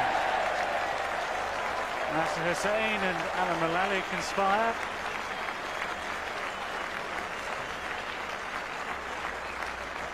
And that's the end of Inzamam ul Haq. Well, he didn't have to move far, Nasser Hussain. All he had to do was steady himself and judge the catch, because Inzamam pretty much picks it out straight all the way.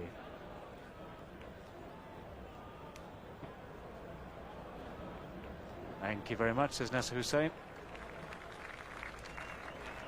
So a third wicket is down. The score is 334. And that was the first partnership that failed to realise 100.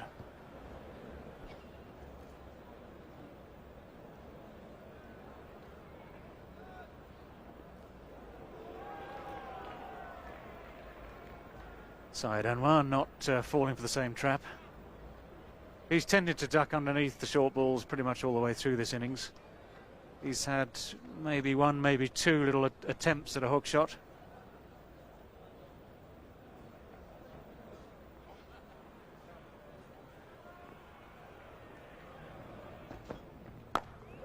Up in the air, he's fallen for the trap. Well, having praised him for his selection of shots, finally it was all too much. Couldn't resist. Dominic Cork trying it yet again. He'd bowled two short pitch balls under which Syed Anwar had ducked. And finally he goes for the shot, miscued it horribly. A nice simple catch. And the end of a wonderful innings.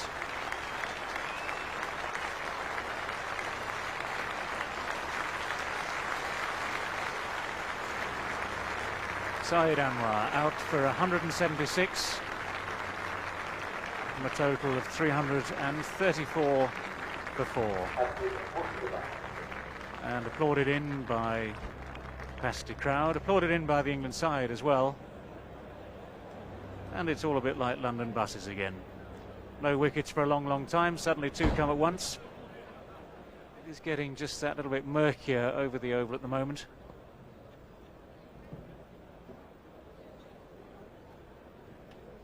Two lights on that meter on the right of the scoreboard suggests that it is getting just that bit darker. We might be in for a shower.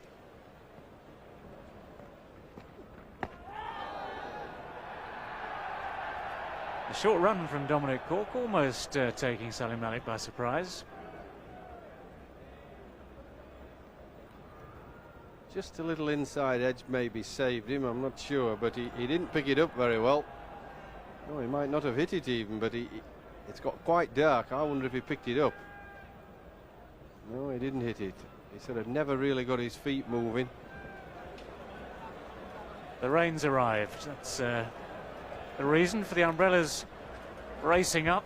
It's also the reason now for the players racing off the field. This is a heavy burst with one ball left of Dominic Cork's over. This is not the sort of rain where you gently meander off the field. This is the stuff you take cover from. The rain drove the players off at 2:30 p.m. and they did eventually come back for 10 balls, and just one run was added to take it along to 339 for 4.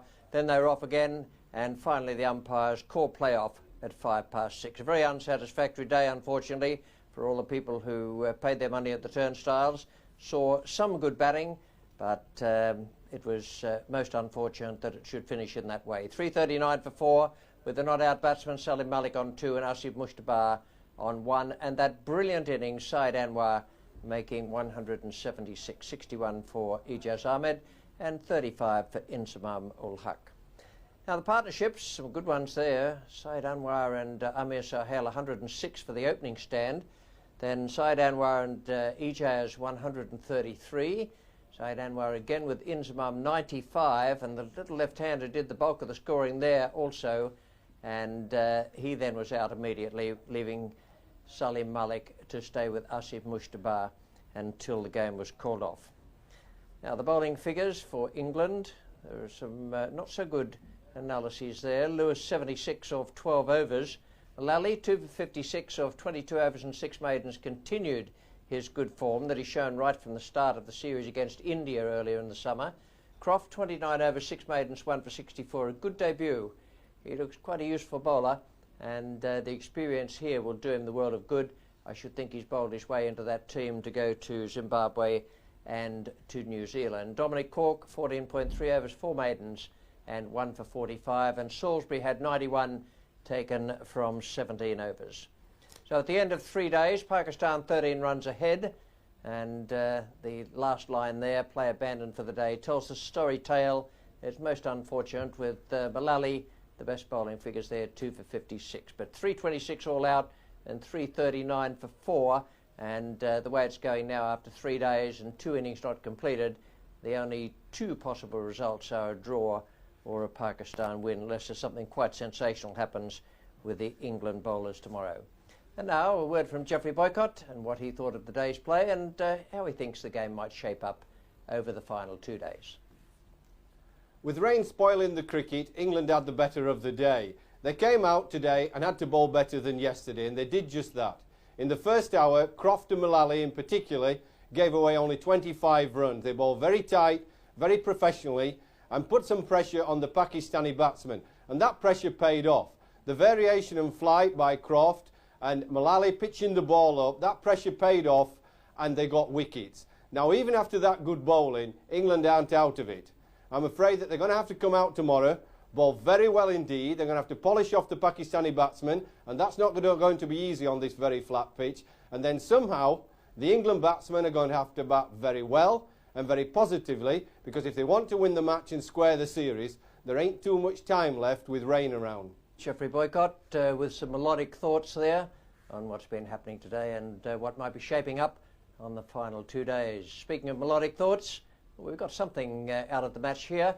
We can just give you a little run through of some of the happier moments that have occurred during the summer.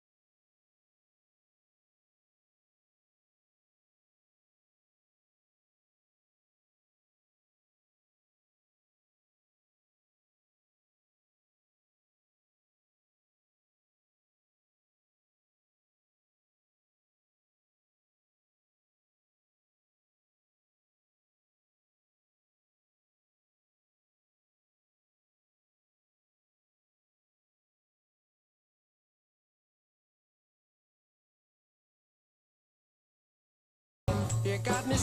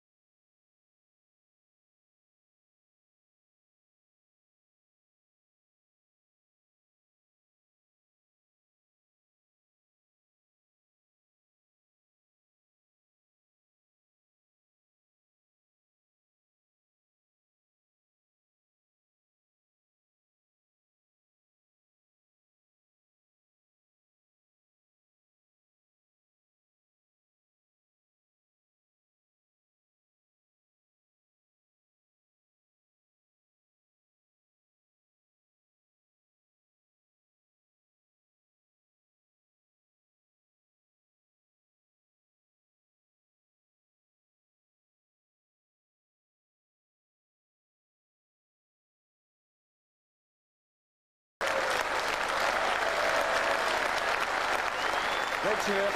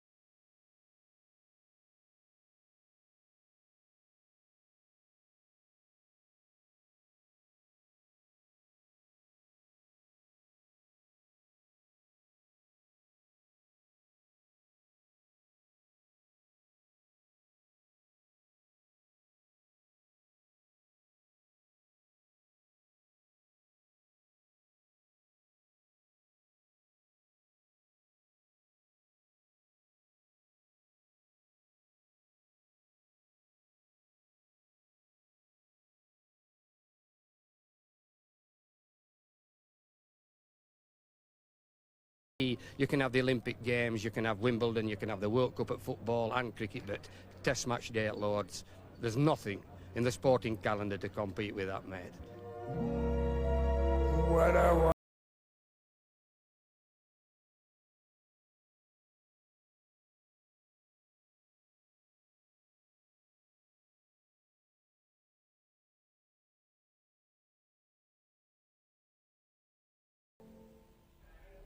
Well, that was a bit of fun, but I can assure you that had Dickie Bird been standing in this match with all the rain delays, we'd have had a few frowns and might even have been shedding a tear or two.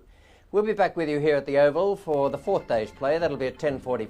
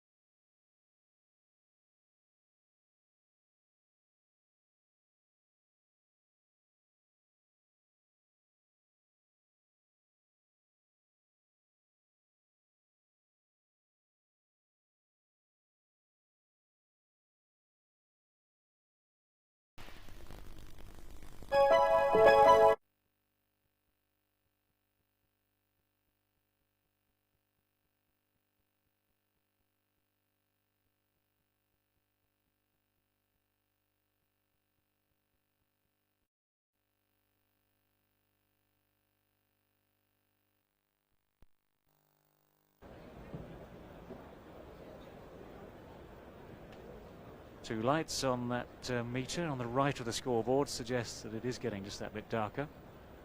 We might be in for a shower.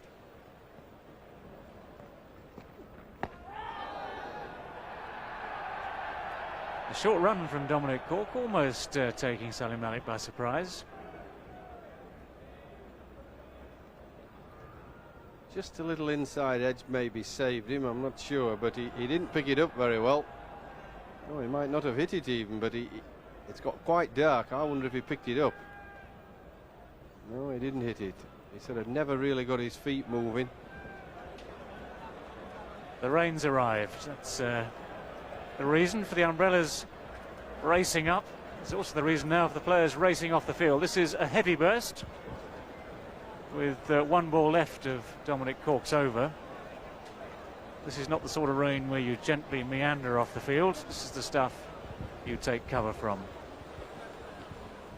The rain drove the players off at 2:30 p.m. and they did eventually come back for 10 balls, and just one run was added to take it along to 339 for 4. Then they were off again, and finally the umpires called playoff at 6:05. A very unsatisfactory day, unfortunately, for all the people who paid their money at the turnstiles. Saw some good batting, but it was most unfortunate that it should finish in that way. 339 for 4, with the not-out batsman Salim Malik on 2 and Asif Mushtabar on 1, and that brilliant innings, Syed Anwar making 176, 61 for Ijaz Ahmed and 35 for Insamam ul Haq. Now the partnerships, some good ones there. Syed Anwar and Amir Sahel 106 for the opening stand. Then Syed Anwar and Ijaz 133. Syed Anwar again with Insamam 95, and the little left-hander did the bulk of the scoring there also, and he then was out immediately, leaving Salim Malik to stay with Asif Mushtabar until the game was called off. Now the bowling figures for England, there are some not so good analyses there. Lewis 76 off 12 overs. Lally 2 for 56 off 22 overs and 6 maidens, continued his good form that he's shown right from the start of the series against India earlier in the summer. Croft 29 overs 6 maidens, 1 for 64, a good debut. He looks quite a useful bowler, and the experience here will do him the world of good. I should think he's bowled his way into that team to go to Zimbabwe and to New Zealand. Dominic Cork 14.3 overs 4 maidens and 1 for 45, and Salisbury had 91 taken from 17 overs. So at the end of 3 days, Pakistan 13 runs ahead, and the last line there, play abandoned for the day, tells the story tale. It's most unfortunate with Malali, the best bowling figures there, 2 for 56, but 3. 2.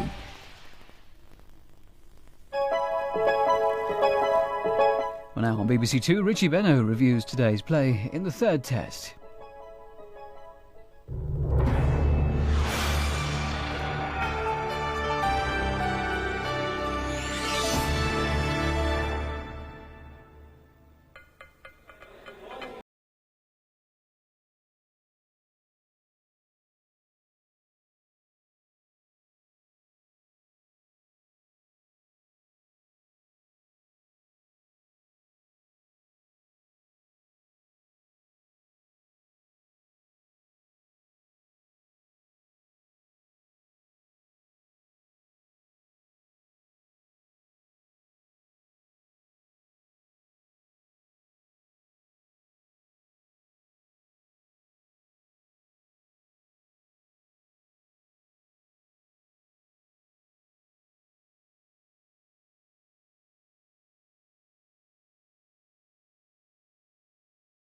Wicket soon afterwards, and the problem from England's point of view was that he already had 176 against his name as he walked back to the pavilion. This little storm was followed by an apology and then a more substantial downpour, the rain achieving what England's bowlers had failed to do. That's put a break on the Pakistan scoring. Well, Mike Atherton would be forgiven for looking ahead to sunnier weather in Zimbabwe on the winter tour. His England side here at the Oval has almost certainly been defeated yet again in a series against Pakistan. Well, unfortunately, from everyone's point of view, heavy rain has been forecast for different times today. Welcome to the highlights of the fourth day's play of this final test match of the series, 3-match series between England and Pakistan. The Oval pitch has been very good, and that's been shown in the batting. This is the way the card looked at the start. 13 runs ahead. England 326 all out, and Pakistan 339 for 4. Saeed Anwar, as we mentioned earlier, 176. Lovely innings, one of the best I've seen in recent times. And Ijaz 61, with Amir Sohail getting 46. Mullally 2 for 56. And now, with his ideas on the way the pitch might play here today, here's Geoffrey Boycott. Fourth morning and quite a lot of footholds around. Just have a look why Robert Croft is causing problems to the batsmen. If you look at these footholds here, that's a bit too wide. But what happens is the bowlers nip on here just occasionally, and the little bit of stud marks allows Robert Croft to get a little bit of turn. I think he might like a little bowl at the right-handers as well. This is a big foot mark here, but you can't see so well, but there's one or two stud marks here, which are much nearer off stump for Robert Croft to work on. I think you'll get one or two just to spin a little bit. The pitch itself for the seamers, it's changed just a little bit. They were so slow getting the covers on, rain got on the pitch, it looks a bit darker colour, little tinges of green actually, and I think it will have sweated under the covers. Might get a little bit of movement first off, but all in all it's going to be flat, no great pace, and bowlers will still have to be very disciplined, a line and length, because there's runs in here for the batsmen. Geoffrey Boycott with his pitch report on the fourth morning of this Oval Test match. And we join it now with the last ball of Dominic Cork's incomplete over. Already he's bowled a no ball.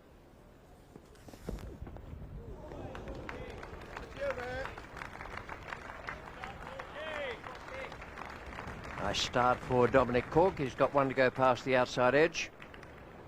Rather a flowery stroke to start the morning. There's a bit of bounce there. That's probably from a little bit of the sweating I mentioned and the rain that got on the pitch when twice I think, the covers were a bit slow to get to the middle.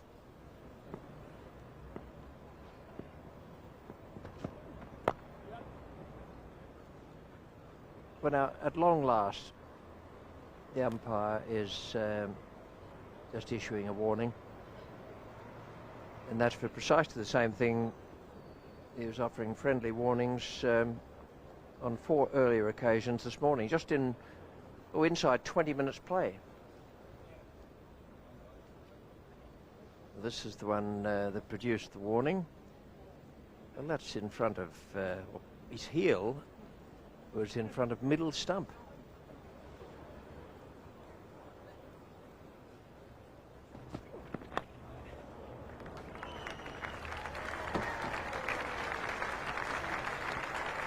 For Salim Malik.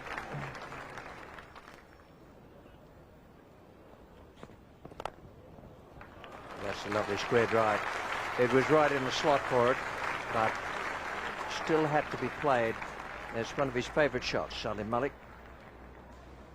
Yeah, it's just allowed him a little bit of wrist into it. Everyone seems to be prepared for pretty much everything today. I wanted to a little optimistic. Well done.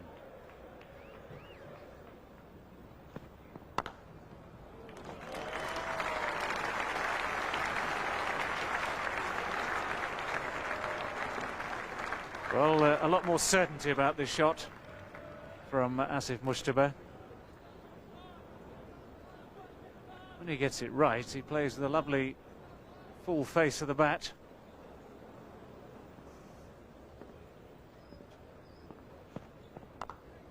Edged away. That's Lewis down at third man. That's a good bit of fielding. Great piece of fielding from Chris Lewis. Now the third umpire is called into play.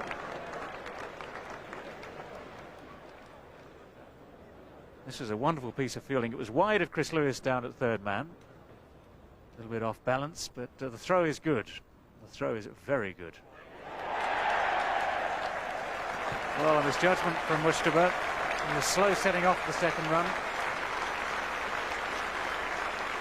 But that really was a top piece of fielding, Jeffrey. For me, he's as good as anything in the world. I wish at times his bowling and his batting shaped up to his fielding. But that's a brilliant piece. Give full marks to that. You won't get many people that could throw on the run and throw it right over the top. There he is. And the wicketkeeper didn't have to move. That's where the wicketkeeper gained a bit of time to make the run out. You see, he's just stood there waiting. Usually if you've got to go and fetch it from a yard wide or 2.5 feet wide, the batsman would have got home. Pakistan now 365 for 5. And the new man at the crease, the Pakistan captain, Wasim Akram.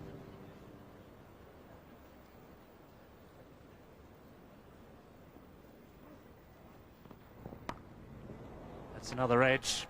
This one is wider of Lewis. Yes. Oh, well done again.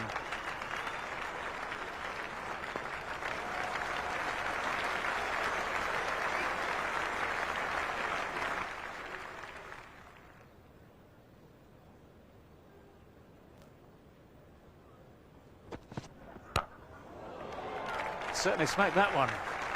That's ferocious.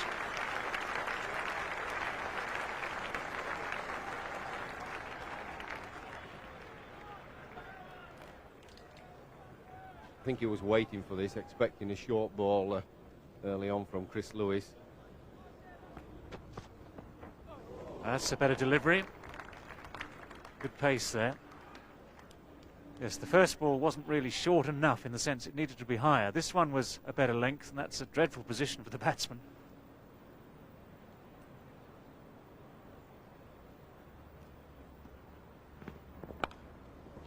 Caught him, dropped him. Or did it carry? It's one of those lightning fast to third slip to Nasser Hussain. Well, it wasn't easy to tell whether this carried to Nasser Hussain or it was just on the half volley. It was my impression that it just carried. Very low catch.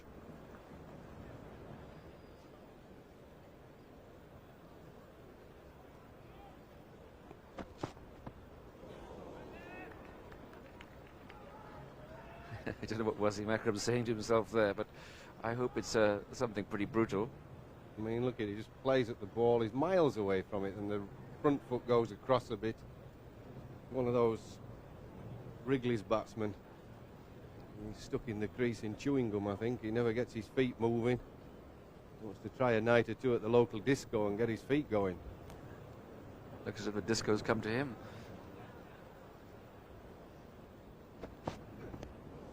Oh, and that zips through as well. Well bowled, in fact.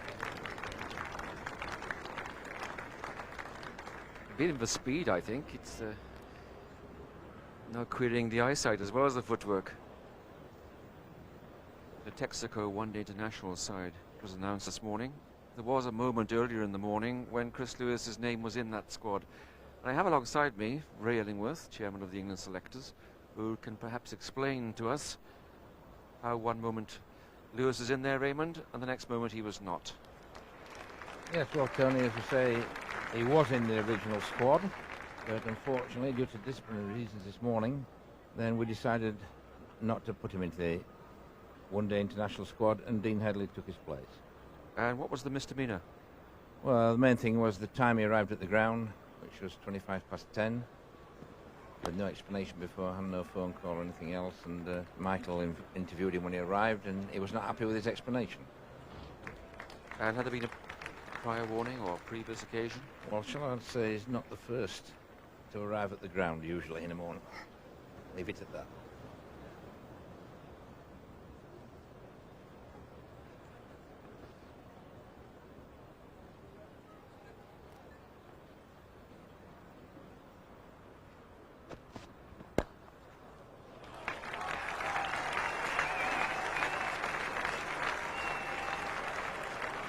Stroke away there on the offside.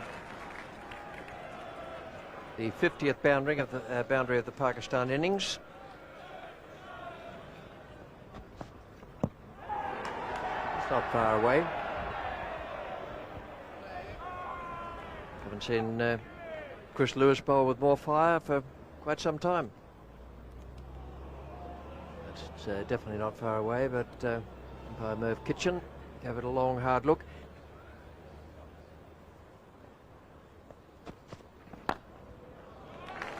Another beautiful stroke. Salim Malik this time. 2 cover drives off Lewis in this over. First of all, Wasim Akram and then Salim Malik.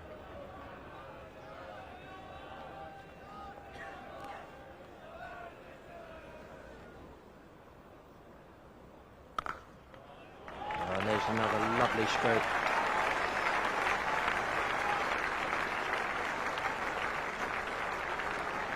Dominic Cork, the bowler. That's a glorious shot. Wasim Akram, who wasn't totally in form at the start of his innings, is just starting to flourish a little now, and that's brought up the 400.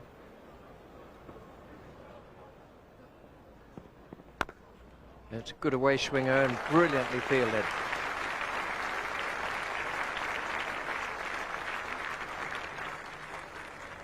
Very good effort there from Nasser Hussain.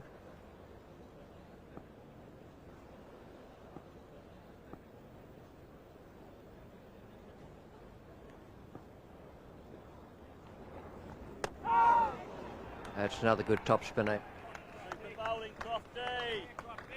That one slid back nicely from outside the off stump.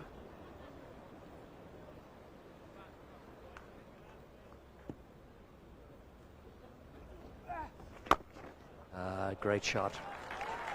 That's really good cricket. Wasim Akram was waiting on it, a slightly over-pitched one. Lewis had been pulled in at mid-off, and this is a lovely on-drive. Beautifully executed. Just a fraction over-pitched. Gave it some real hammer.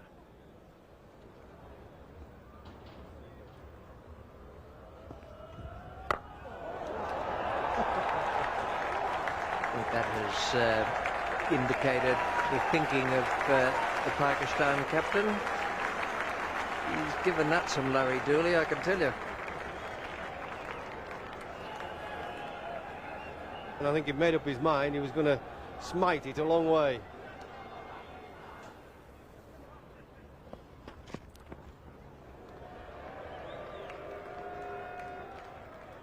He's evaded that with a great deal of ease. Nothing flurried or hurried about it. Almost elegant. We've had one bout of heavy showers here at the Oval. I wouldn't say that looks all that promising. That's coming from what's going to be blowing in from round the westerly direction, possibly a bit southwest. It seems to be the area from which the weather's coming at the moment. Croft is bowling to the right-hander again, Salim Malik. Very good player of spin. Might have been the cue end of the bat.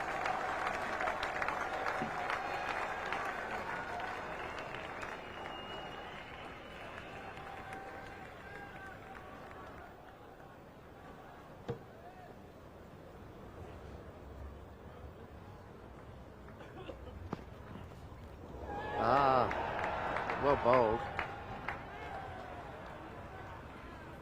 Shoved it across the right-hander, made him play just outside off stump. And the length was so full and good. He's had a very decent summer, as Alan Mullally. Oh yes, Crofty. It was well bowled. He got it away for the single off the middle of the bat in the end, but it was slightly quicker and it moved appreciably in the air. Nice swerve in from outside off stump.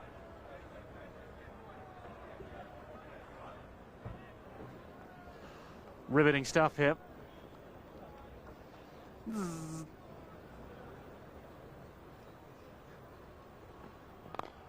That's a fine shot.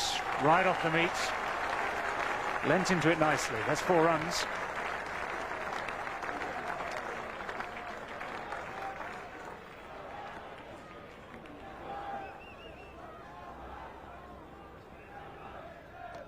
Has he got him?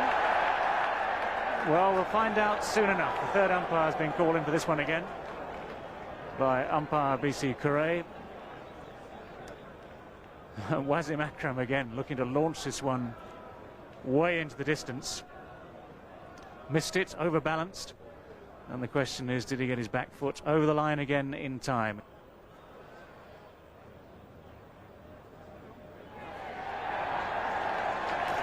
And the red light. Well, that means he's out. Well, tough decision that. Chris Balderston, the man in the box upstairs. Wasim Akram adjudged, stumped. And he's out for 40. 40 from 81 balls. Pakistan lose their 6th wicket on 440. Wasim Akram is back in the pavilion. And Moin Khan is on his way out to the middle.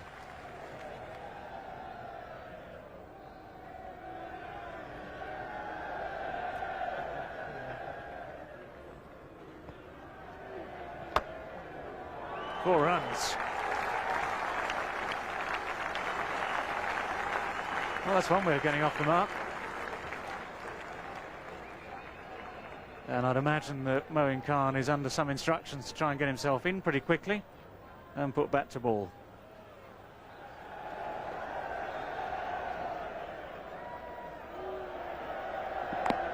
Oh, not far away. Salim Malik just trying to dab it to third man. Gets it to long leg, but still gets his 50. Well, yes, another 50 for Salim Malik in Test match cricket. Taken him just 200 minutes. Very patient innings and 142 balls.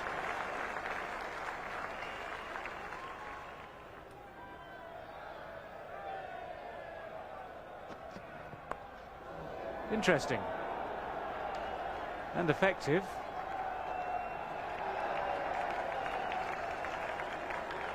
Well, nothing really has gone Chris Lewis's way in the last 2 Test matches. The inside edge could have brought the wicket from the previous delivery. And this was an extraordinary shot, which somehow just managed to end up at long leg with 4 more runs to Salim Malik's name.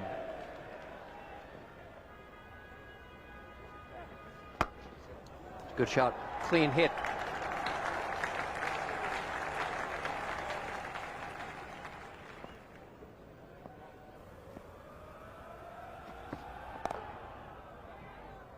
Oh, fielded again. He's been great in that area today. That's Nasser Hussain.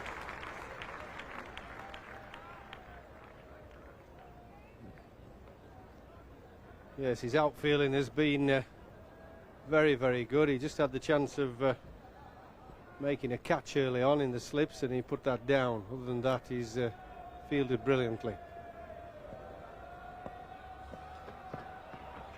Well, he's had a funny old day, as Chris Lewis, getting disciplined by the chairman of selectors this morning, and then he's produced today some of the best balls that we've seen. And Robert Croft now changes ends. He's bowled mostly from the Vauxhall end, but this is Croft from the pavilion end. But extremely well. He's taking 1 of the 2 wickets today in all 41 overs, 2 for 95, with 10 maidens. Well, bowled some real turn there. I thought that was beautifully bowled. Just drifted it out, brought the batsman forward and spun it back.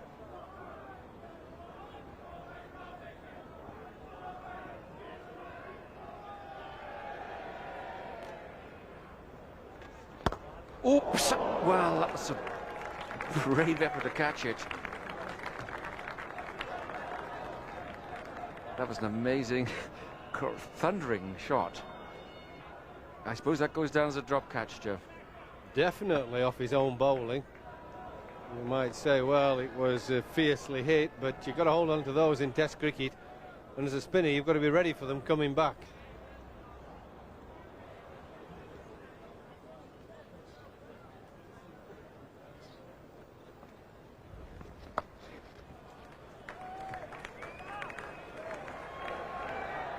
Well stopped.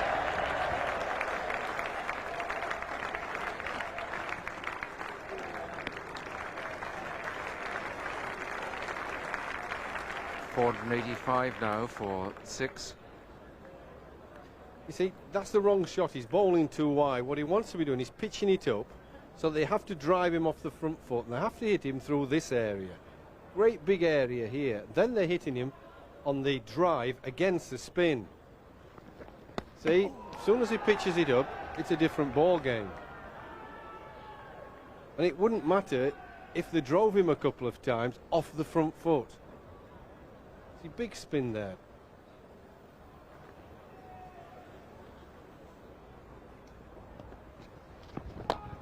Oh, he middled that.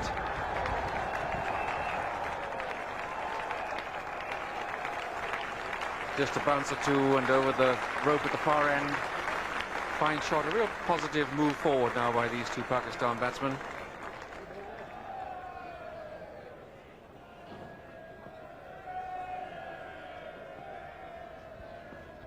Come on, come on, come on. Cheer comes up. Right around the ground, 500 runs come up for Pakistan for a loss of 6 wickets. Life is sweet.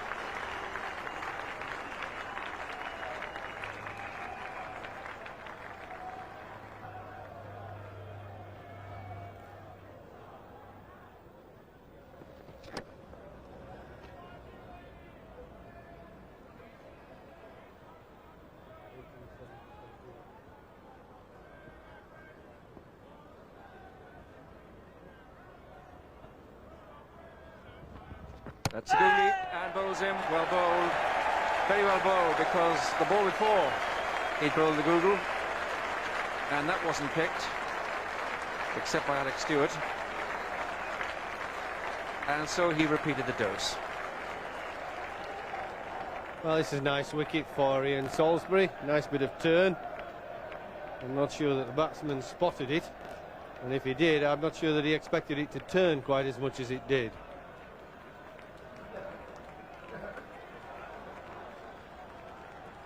Mushtaq Ahmed ought to pick it. He's the new batsman.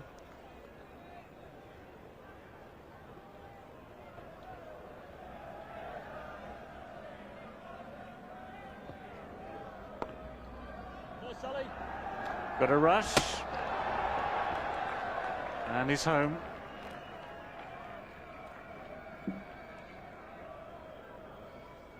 Well, Salim Malik wants to strike, so he wants to try and get his 100. He's 84 at the moment. And he was made just to hustle through there a bit, but made it comfortably enough.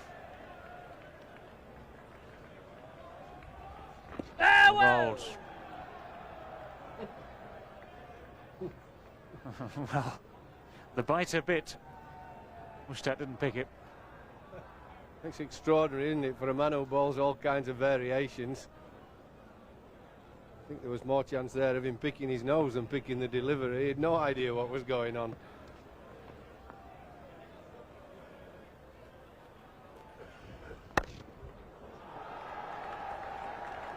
John Crawley didn't pick that up off the bat.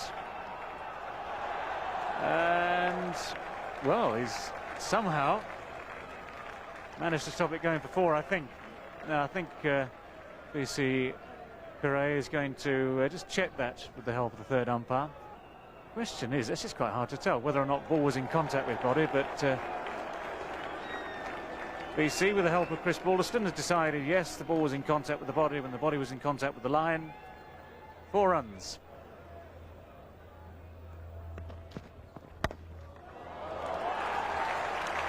And it seems that Mullally's left arm loosener is just what Salim Malik needed.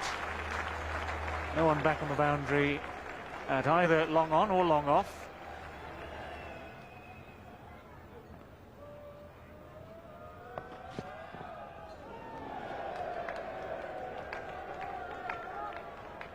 That's the second official bouncer for the over.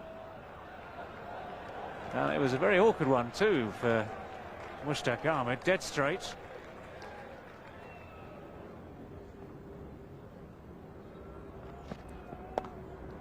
Out.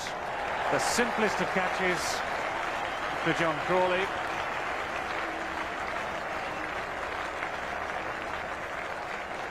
The end of Mushtaq Ahmed. And another wicket for Alan Mullally. Well, he made sure, Alan Mullally, that it wasn't another bouncer over shoulder height. Instead, it was enough to encourage the shot. And John Crawley perfectly positioned. New man is Waqar Younis. And all he's got to do is make sure that he stays out there long enough for Salim Malik to get his 100. The only worry would be if Waqar got out and exposed Mohammad Akram as the last man in. He's dropped it. Well, it's not the shot of a man playing for his partner. And it seemed to take Ian Salisbury as much by surprise as most people watching. Right, well, England have brought everyone around to try and save the one. 4 men on the offside, 3 men on the leg side, all in one saving positions. That'll do. Well played indeed, Salim Malik.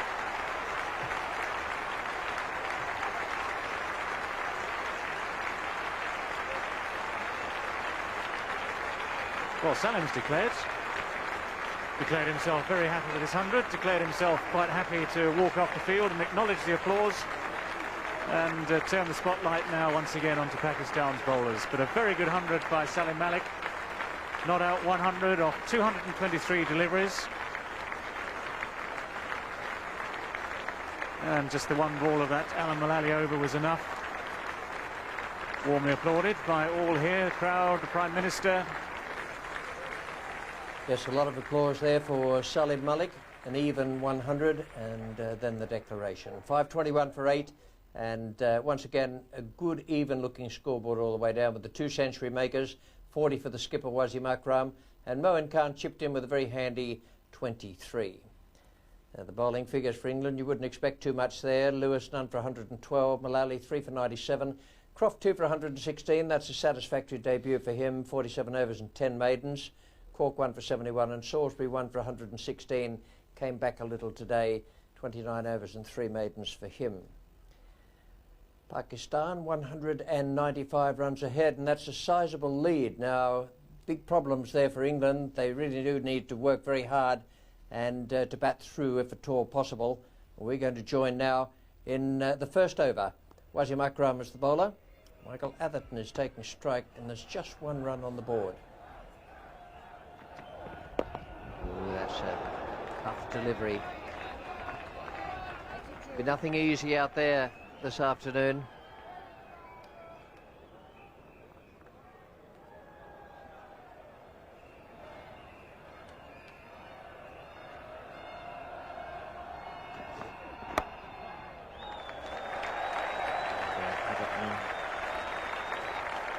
Is away. Easy 3 for him.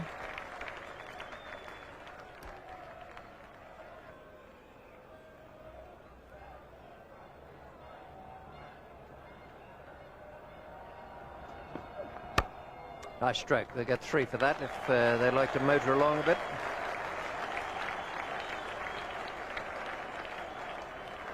Nope. Quite happy with the 2. Yeah, it's the hardest thing to do for opening batsmen when they've been in the field quite a while is to get the feet moving.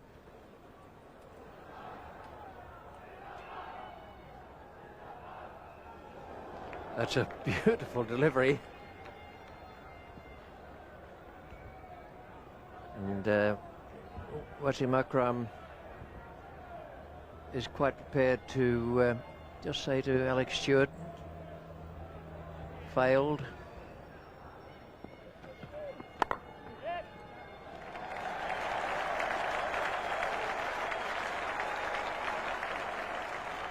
They're very slow down the outfield there. It looks as though they might have scarified it a bit down there to let the water get away also.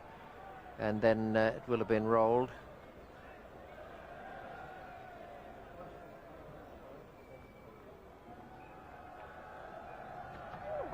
Oh, good Yorker. What a little beauty. It was a great ball. Swung as well from bat leg stump to off. Might have missed off.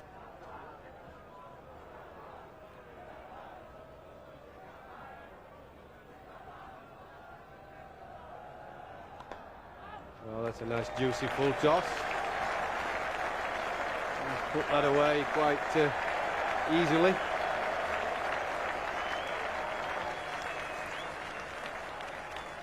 I think he's got to bowl more length deliveries.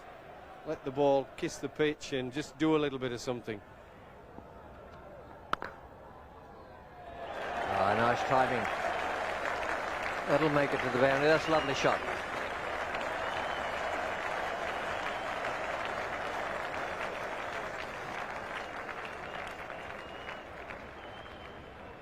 Well, this is what I meant about his sweet timing. If Alex stays in, the scoreboard usually whistles around. Wasim Akram must have read the situation well, because he's realised that the openers are playing quite well. He's going to bowl round the wicket, try something different.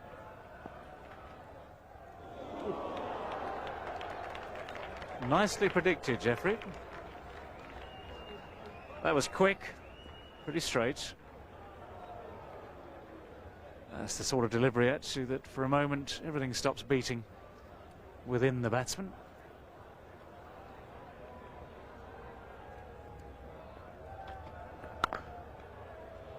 Ah, well timed. Well, it's taken Alex Stewart 3 balls to get used to Wasim Akram coming around the wicket.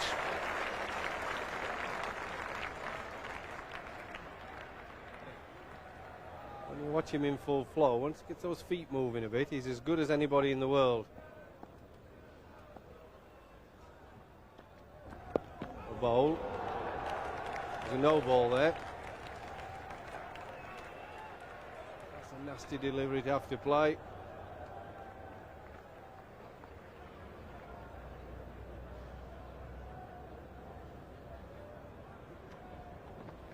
Oh, beautifully bowled. Just that little bit quicker. A different trajectory, and it was good enough. It turns pretty sharply.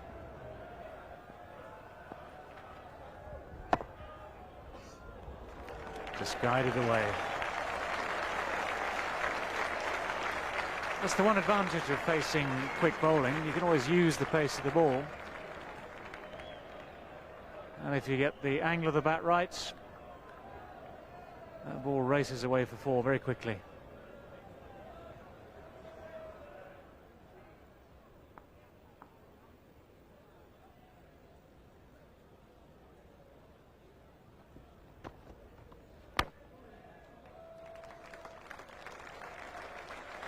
One run brings up the 50.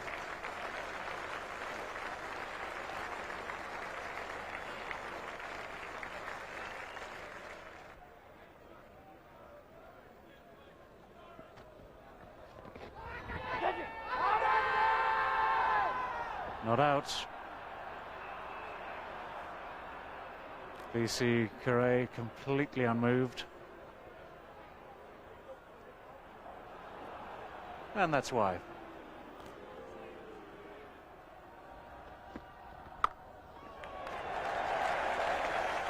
Launched it away. A little bit as though Michael Atherton was expecting something short as a loosener, because he was into position very, very quickly.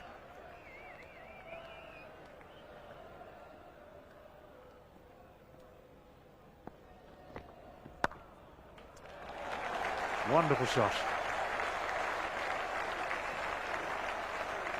Well, the same rules apply to both sides, to both sets of bowlers. If you do drop short and give the batsman width like this on this sort of pitch, well, the result is going to be the same. 4 runs.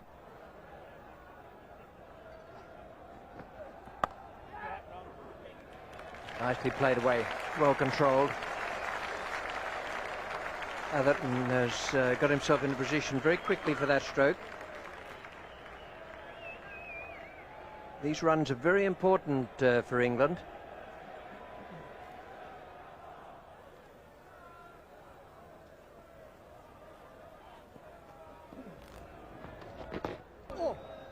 That's one way of stopping it.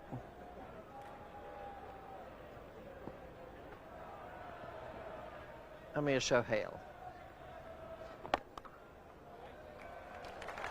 Very well stroked away. Nicely placed. Need to take advantage of anything that is slightly loose in a situation of this kind.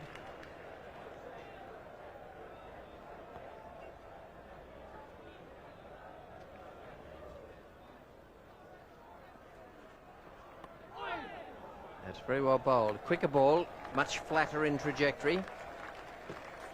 Had Stewart probing away at it.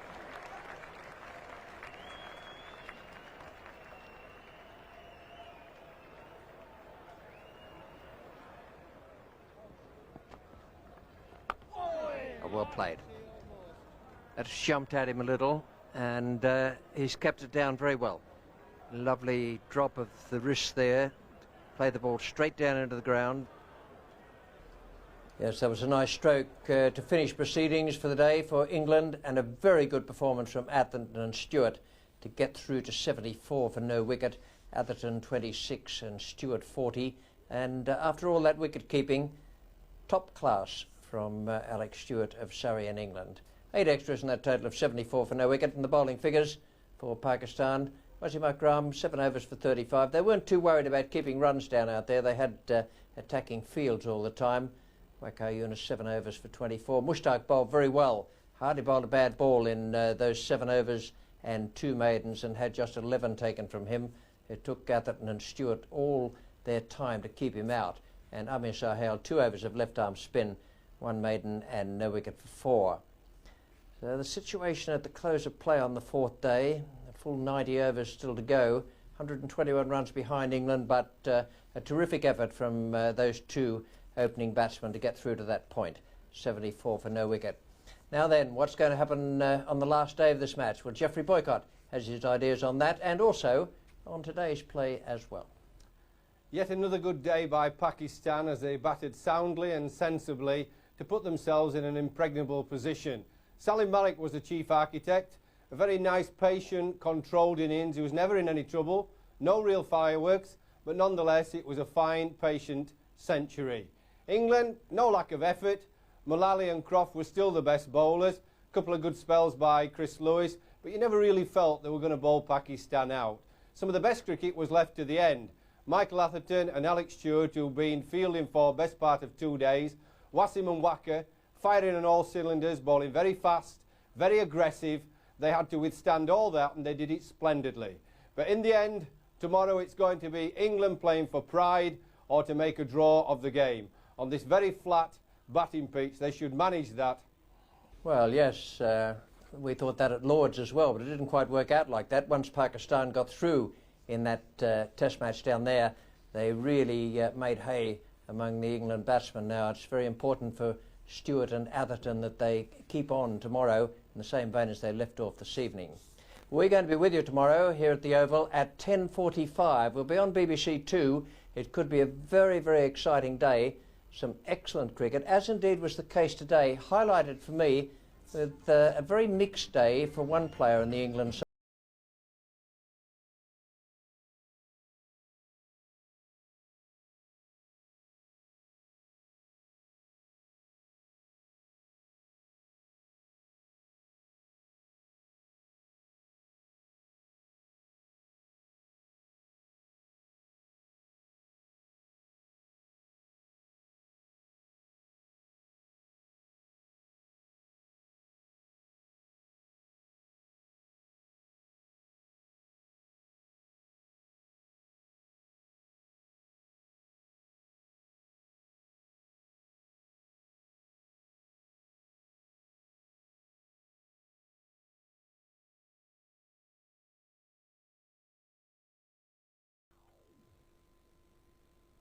Match cricket first off.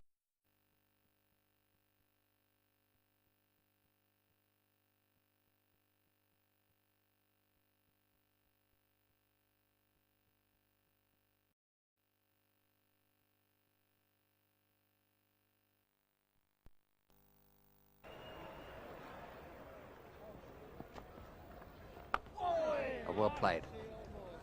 That's jumped at him a little, and he's kept it down very well. Lovely drop of the wrist there. Play the ball straight down into the ground. Yes, that was a nice stroke to finish proceedings for the day for England, and a very good performance from Atherton and Stewart to get through to 74 for no wicket. Atherton 26 and Stewart 40.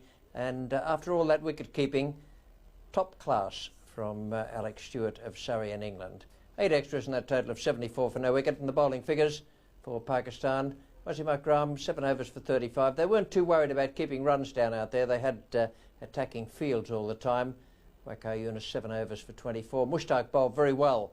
Hardly bowled a bad ball in those 7 overs and 2 maidens, and had just 11 taken from him. It took Atherton and Stewart all their time to keep him out. And Amir Sahel, 2 overs of left-arm spin, 1 maiden and no wicket for 4. So the situation at the close of play on the 4th day, a full 90 overs still to go, 121 runs behind England, but a terrific effort from those 2 opening batsmen to get through to that point.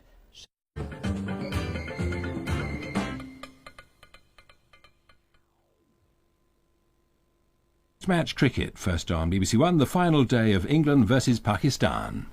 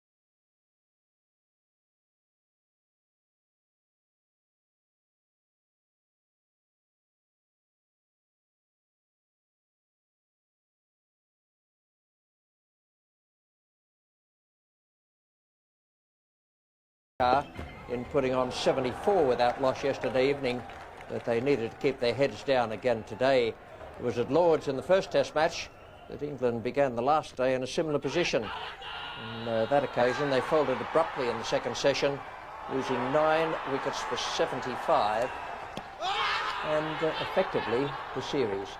Well, welcome to the last day of this match, end of the series. England against Pakistan, 3-match series sponsored by Cornhill, and it's had lots and lots of good cricket throughout. It's also had 1 or 2 surprises, and when we look at the list of the batsmen still to come, you'll see that 2 of them there, Nasser Hussain and John Crawley, are not actually in the Texaco squad nominated by the England selectors yesterday. But those 2 men at the top have the job to do: Atherton 26 and Stewart 40. 74 they have on the board at the moment, and plenty of batting to come on what is still a very good pitch. The bowling: Wasim has 35 taken from 7 overs of attacking bowling yesterday. Waqar 24 from 7. Mushtaq bowled very well. He's a danger man again, as he was at Lord's. 7 overs, 2 maidens and no wicket for 11. And Amir Sohail, left arm spin, just 2 overs, 1 maiden and none for 4. And that's the state of play as this final morning begins. England 121 runs behind. Now the pitch is going to play a part today, and here's Geoffrey Boycott with his ideas on what might happen. Well, we're always talking about the danger area where bowlers shouldn't run on. We see umpires giving them a friendly warning, sometimes an official one. Well, let's look. This is about the 4-foot mark. Middle stump's about here, and 12 inches either side they've got to keep off. So 4 foot going forward. Here we are. Great big area here where bowlers have stuck the big boots. That's a huge area. Somebody's not just stood on there once, twice, 3 or 4 times. You've got to run on there a few dozen times to make that sort of crater and marks. Same on this side. This is the 4 feet. This is a conservative 2 foot. 1 foot either side of middle stump. Going down here again. Great big marks all the way down here. I don't know how they get away with it. Neither does Richie Beno, because he's always mentioned it. Let's have a look at the pitch. I think if Pakistan are going to win, Mushtaq's got to do a bit of damage on the 5th day. These little marks here, where it's just a touch worn, it might be batsmen who've run up and down the pitch a little bit by mistakes. Just little areas here where he might get a bit of turn. just very worn. Not a lot, because the pitch is very, very solid. He might have to try around the wicket as well into this footmark. That's round about a good length, but he's going to have to work jolly hard. And then the seamers, let's go and look at their length. Well, this is about the seamer's length, and if you can tell me that that's been marked, I can't see anything. I can see one or two red marks, but there's no tinge of greenness. It's flat and it's just good for batting. We saw yesterday evening Wasim and Wacker bowling very fast, some very aggressive and good deliveries, and still they couldn't get Stewart and Atherton out. I think I'd like to have seen this pitch with a bit more pace in future for the quicker bowlers. It's going to be a very hard task for Pakistan to bowl England out on this, and if England do get bowled out, if they're badly enough to get bowled out, it will be the nadir of English cricket this summer. Jeff Boycott out in the centre of the ground on this final morning. We join it now in the first over. Mushtaq is the bowler. Alex Stewart is taking strike. No runs have been added to the overnight total. Very well bowled indeed, and that was taken beautifully behind the stumps. Just watch the bounce on this.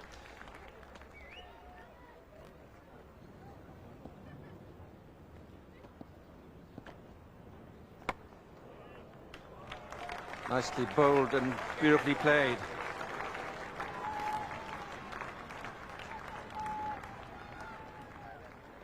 Well played, but it was well bowled too, because after a low flighted deliveries, there were a couple of overs, this one just brought the batsman forward into a positive stroke.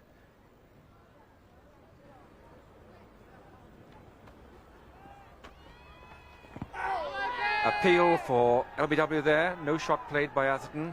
It was Atherton's first ball from Mushtaq this morning. Not out. Yes, it was nicely done, thought out, but I don't think it quite came back enough. The umpire's got to be sure that that ball's going to spin back enough to hit the stumps.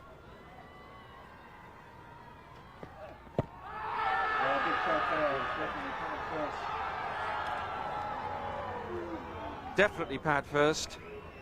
Well, I thought that was a good shout, actually. Michael Atherton really didn't get out of the blocks. This ball just swinging in. The footwork is not good. It never gets anywhere. Oh, I think if I was the bowler, I would be up like Wacker. I would be wanting that out.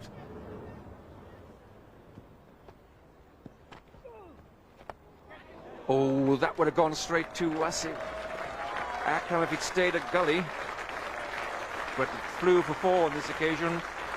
And Alex Stewart goes on to 50. His 20th 50.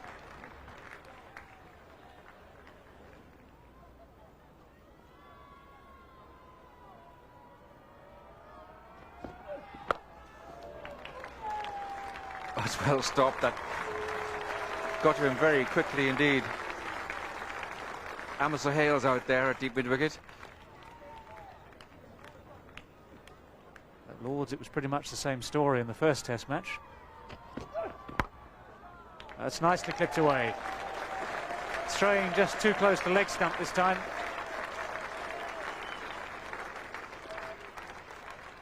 And nicely timed.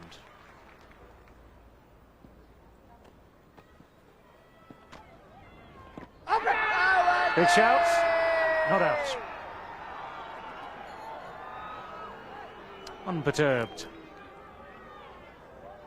BC Correa.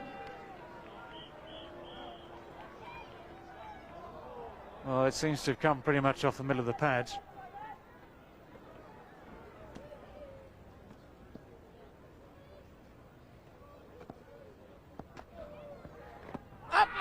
That could be out. Yes, he's gone this time.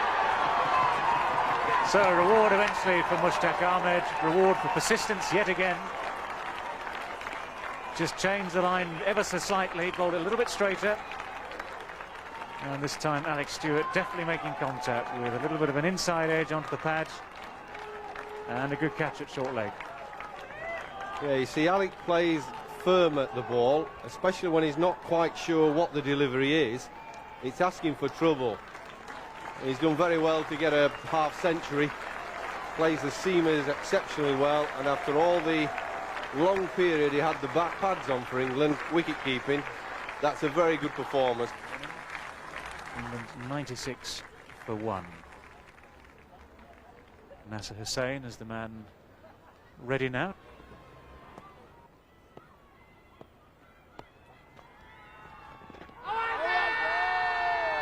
Well, it's close. That is close.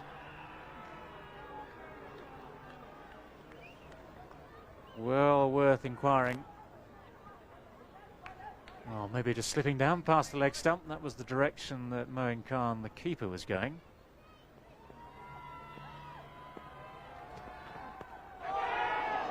Very awkward. Nasty delivery, really, which Hussain got himself into a difficult position. Wasim bowled very quickly last night for 6 overs. Really peppered Alex Stewart and Michael Atherton. That's pretty much a batsman's blind spot.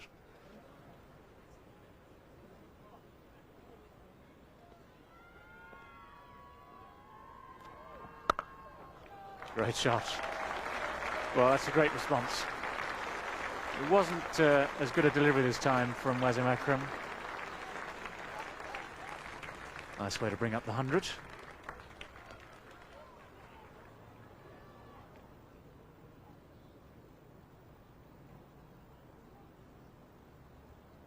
might be one of the reasons Wasim Akram doesn't seem to have bowled all that much in this match. A bit of shoulder stiffness. But then he belies that with the next one that whizzes straight past a nostril.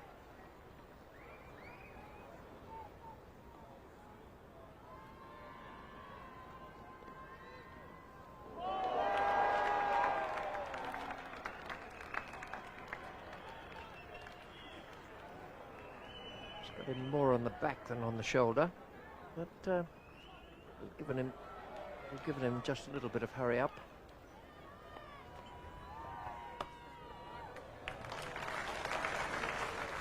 He's been a pretty good player of spin, as I was saying. That's not to say he's not a good player of pace either.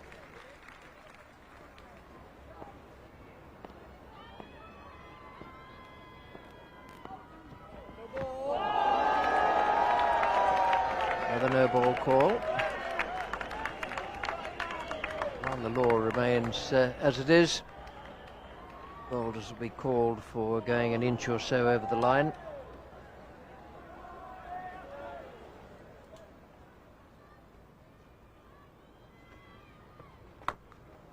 Picked him up nicely. That's good cricket from Atherton. Whatever you can get, then just grab them, because that deficit has to be wiped off. We haven't actually seen too many half volleys from Wasim Akram. And there's one, and beautifully dealt with. And nice of him to do it to timing.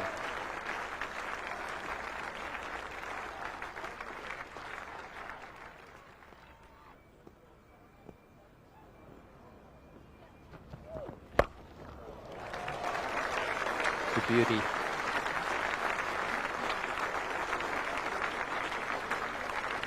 There's a good example of courage. He's played and played and played and kept the ball down when it's been flying at him. Just waited on that slightly slower delivery. Oh, that's a very, very sharp catch. Inzamam will hack at silly point.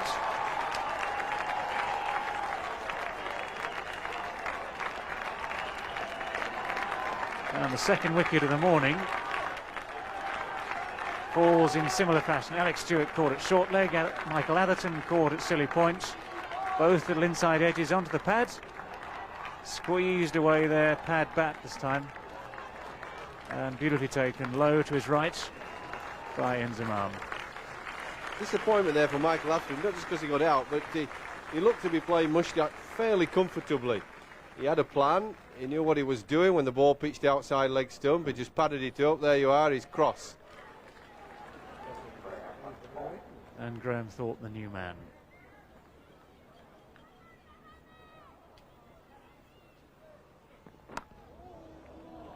They'll get 4 runs for it, and there was an interesting late adjustment to the shot. Nasser Hussain got really squared up by that delivery. Talk about an open face, that was as open as you can get.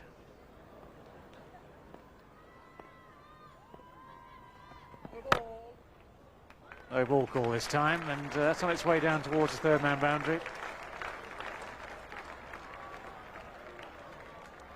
There's 3 runs.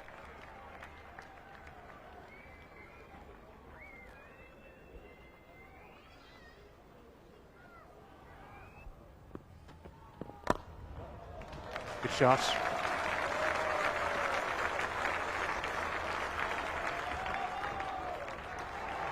Nicely cut off.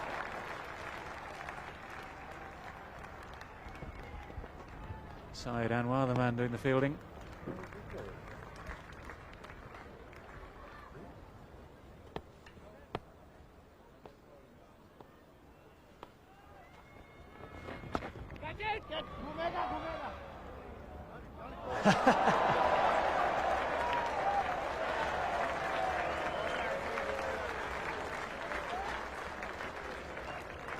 Well, Mohammad Akram, new to the game and completely deceived.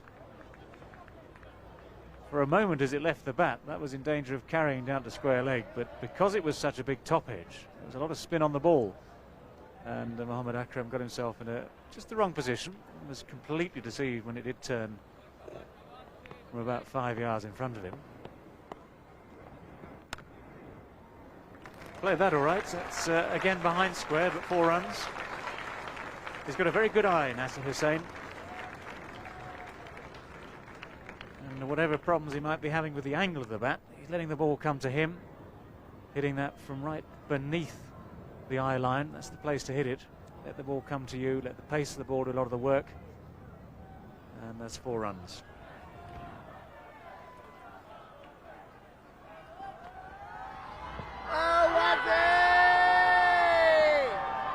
Well, no shot again by the left-hander. The umpire's got to be sure that the ball's going to hit the stumps, but it's a very dangerous way to play him, just to stick the pad there and not play a shot at all. Oh, that's beautifully done.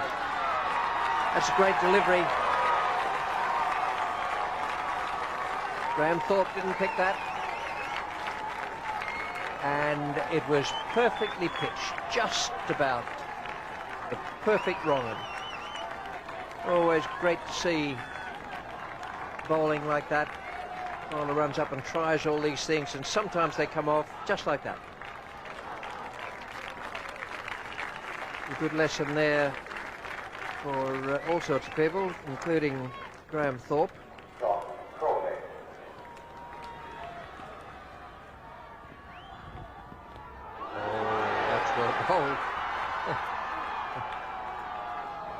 Didn't look as though he hit it. Well, this was through John Crawley before he got to the ball. Just nipped back, he was late on it, and he's lucky to be still there.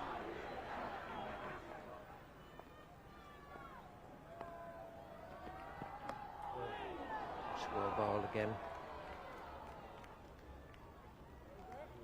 Asif Mushtabah, the fielder, is bowling well. Mohammad Akram.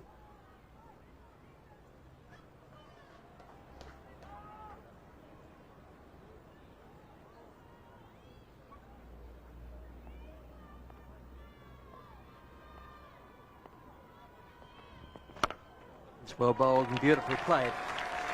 It was a stroke of a man who's worked very hard out there today. It's a half century for Nasser Hussain. I'm prepared to say that you won't see a gutsier one for the remainder of this series. A very, very good performance from him. 92 balls he faced, many of them fiery deliveries. Still there, and he's played a courageous knock. LBW. Now that looked to me as though it was probably the wrong one, which the batsman didn't pick, and it's not a good way to go, but there is a bat there to play your shots with. That's why the rule was introduced. It was made into a law that you can be out not playing a stroke. It's pitched in line and it's gone straight on.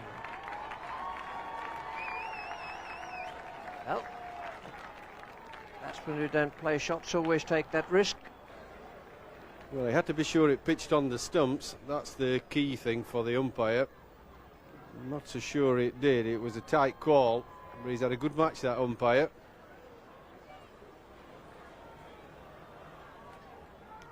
Two things that have to happen there. One, it must pitch in line with the stumps because he's coming right arm around the wicket. I think the right-hander.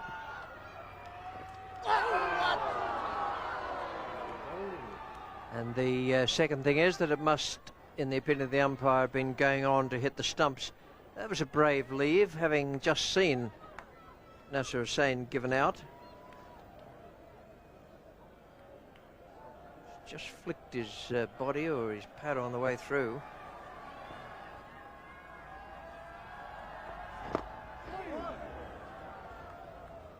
Well, what happened then? Well, he played it so softly that the ball hit the bat and then ran behind and past the stumps to the keeper. Oof. There weren't too many of those. But he likes that one. Second scoring shot, 8 runs.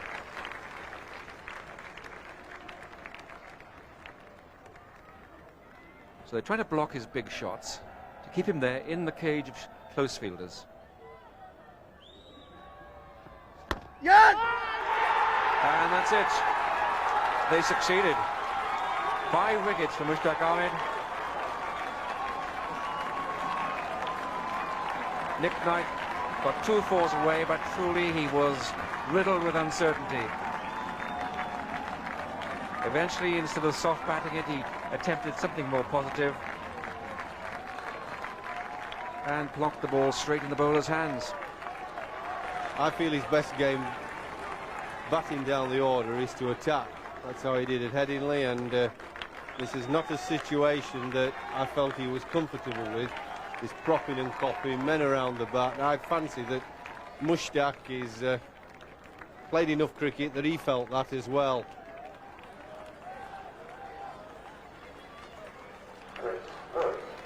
.187 for 5, and England now in real trouble. What a test of John Crawley and his ability to play with the tail.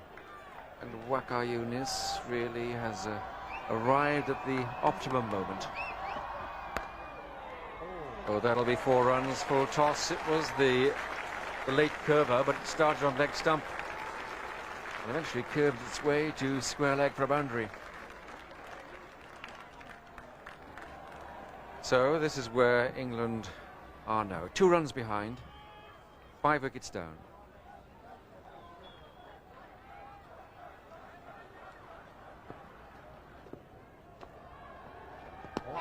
Oh dear. Well, whack that. As you say, if you don't know which way it's going, it's a bit difficult. Oh, you see, he hasn't a clue which way it's going, so it's fraught with difficulty. I don't say that with any delight. I can just tell from watching that the ball's onto him, you see, coming back before he's played a shot.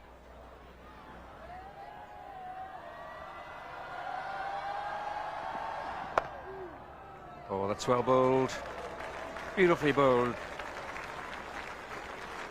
It sneaks away for 4, but it's worth watching that one again because Waqar Younis this time used the crease, came to towards the edge of the crease, and instead of the in-swing, it just moved away.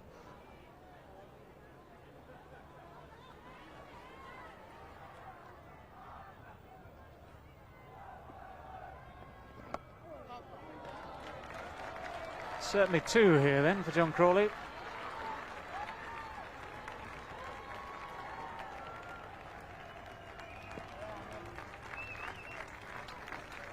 Enough to take England up to 200. Still a lot of pressure on them.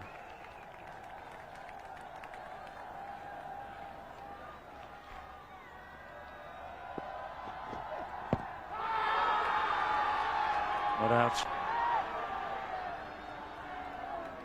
Just took his time to think about it, Merv Kitchen.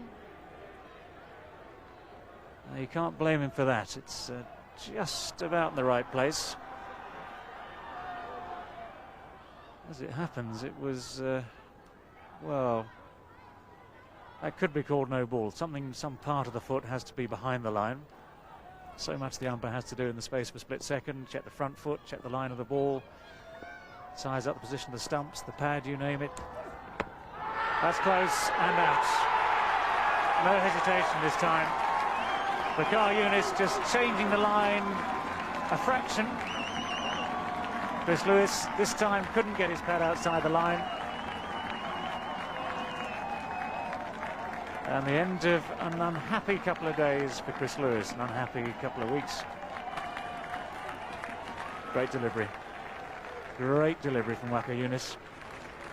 And Chris Lewis, well, struck on the crease, the popping crease. He hasn't been able to get forward there. Well, I wonder if Chris Lewis just thought he might have got a little inside edge on that. Very hard to tell. Sometimes the thinnest inside edges don't show up on the replays, but LBW bowled Wakar for 4.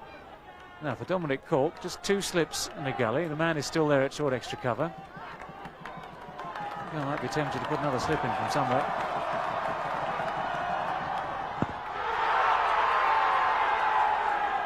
Not this time. It's a long perusal by Mervyn Kitchen. This wasn't far away. Well, very, very close.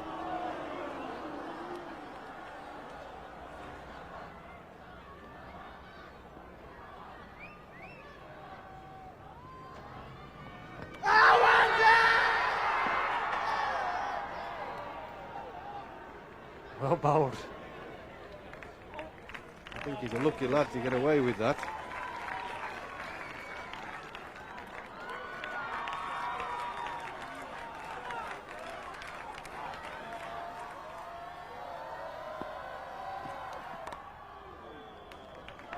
Four runs. Off the mark with that.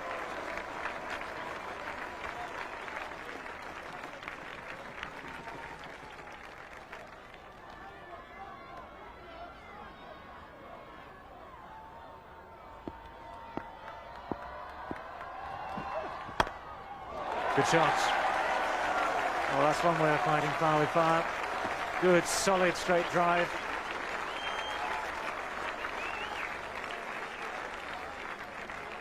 Top shot this.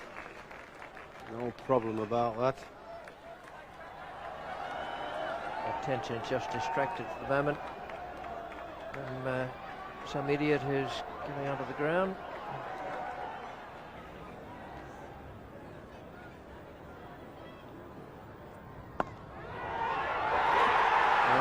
Little interruption, you can say, I think quite clearly has cost England the wicket. The idiots running onto the field, the break in concentration, and John Crawley, who'd been playing that short ball so well and so successfully, suddenly has gone. Well, wasn't it beautifully bowled though? Short ball, followed him into the chest. Better off trying to get out of the way of it probably than trying to play it, but give Wasim Akram credit. Man taking the catch there, Amir Sohail. He's going towards his correct hand. He's very good close in.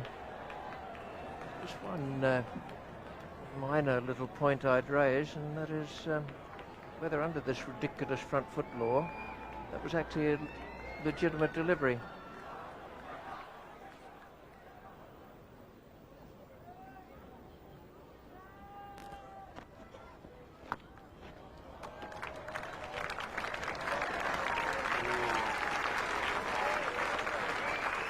Well, this all helps the cause as far as England are concerned.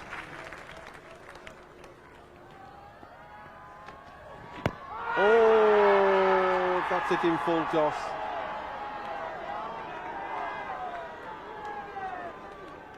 Whoa. Well, that translated means, Merv, do tell me why that's not out. And you'll not convince me that that's not out. Ball in.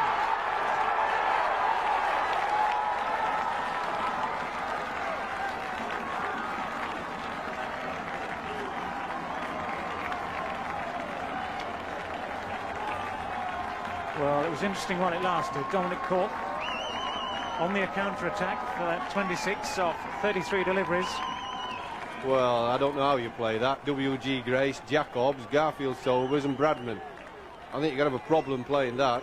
And if you are that good you can play it, then you're an absolute genius.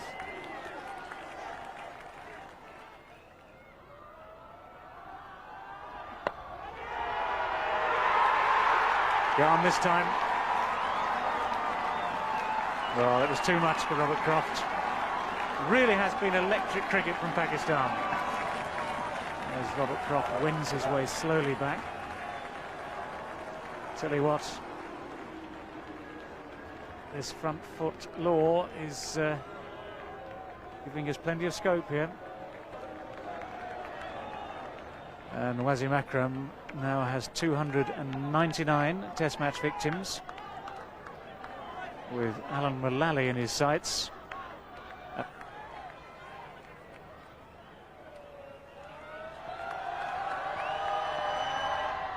That's it. 300 Test wickets for Wasim Akram.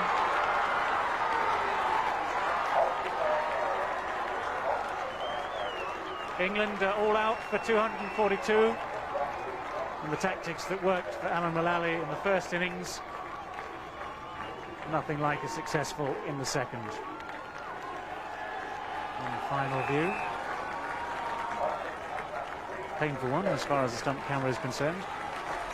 Yes, very painful for everyone. 242 all out, and once again a slump in the bottom of the order there. Dominic Cork made 26, but Mushtaq, Waqar and Wasim were able to get through that bottom half of the England order, and they're out for a moderate total. The partnerships, well, they're quite revealing that there were 96 at the top, then 40, 30, 18, 15, 18, but down the bottom there it shows just why the innings finished in such sudden fashion.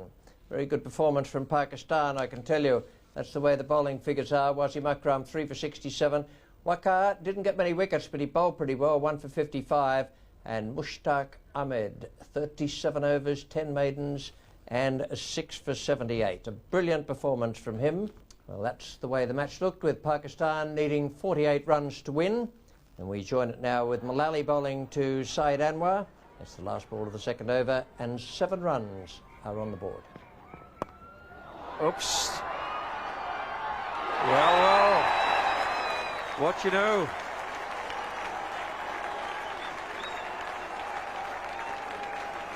The short ball, it was pitched halfway down the pitch, and yet still caught Saeed Anwar by surprise. Not certain whether to square cut it. Maybe he had too many shots in mind, or just run it. Caught by Nick Knight running backwards in the gully.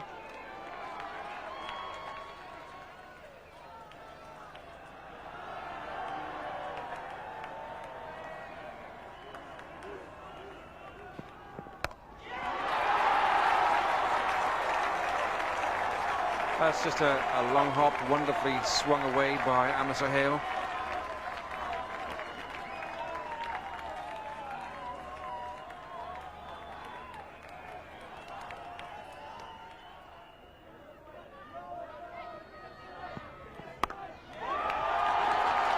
Hacking shot.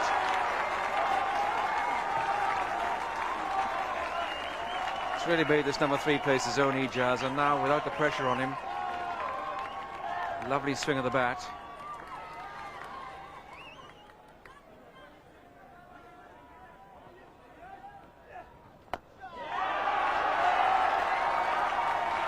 Unorthodox, but it's absolutely on target.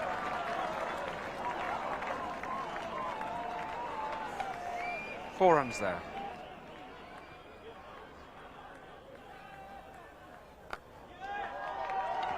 But that's it. A win for Pakistan by 9 wickets. The series by 2 tests to 0. Scenes of great jubilation at the Oval. No problems there for Pakistan. Not enough for England to bowl at. Just 48 needed for victory, and they got them with Amir Sohail making 29 and Ijaz Ahmed 13. 48 for 1, and a very good performance from the Pakistan side all round. That's the bowling for England. Cork none for 15. Mullally 1 for 24 from 3 overs, and Croft bowled just 4 balls, and they took 9 runs off him. Well, that's the story of the match. Pakistan won by 9 wickets, and they won the series 2-0. A tremendous performance, 521 for 8 and 48 for 1 against 326 and 242. The man on the left of England's second innings, Alex Stewart, he did very well, and he was England's player of the series. Wasim Akram was presented with the Cornhill trophy amid scenes of great jubilation in front of the pavilion. Mushtaq Ahmed was player of the match and player of the series, and he spoke with David Gower, as did the 2 captains, Wasim Akram and Michael Atherton. Well bowled, firstly. Thank you very much. I'm glad to being a man of the match, being a man of the series. I'm very glad.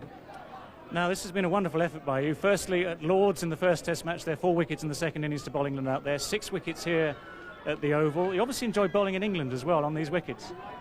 Yeah, it's quite good wicket to bowl on here because it's after 3 days, ball always turn in English conditions.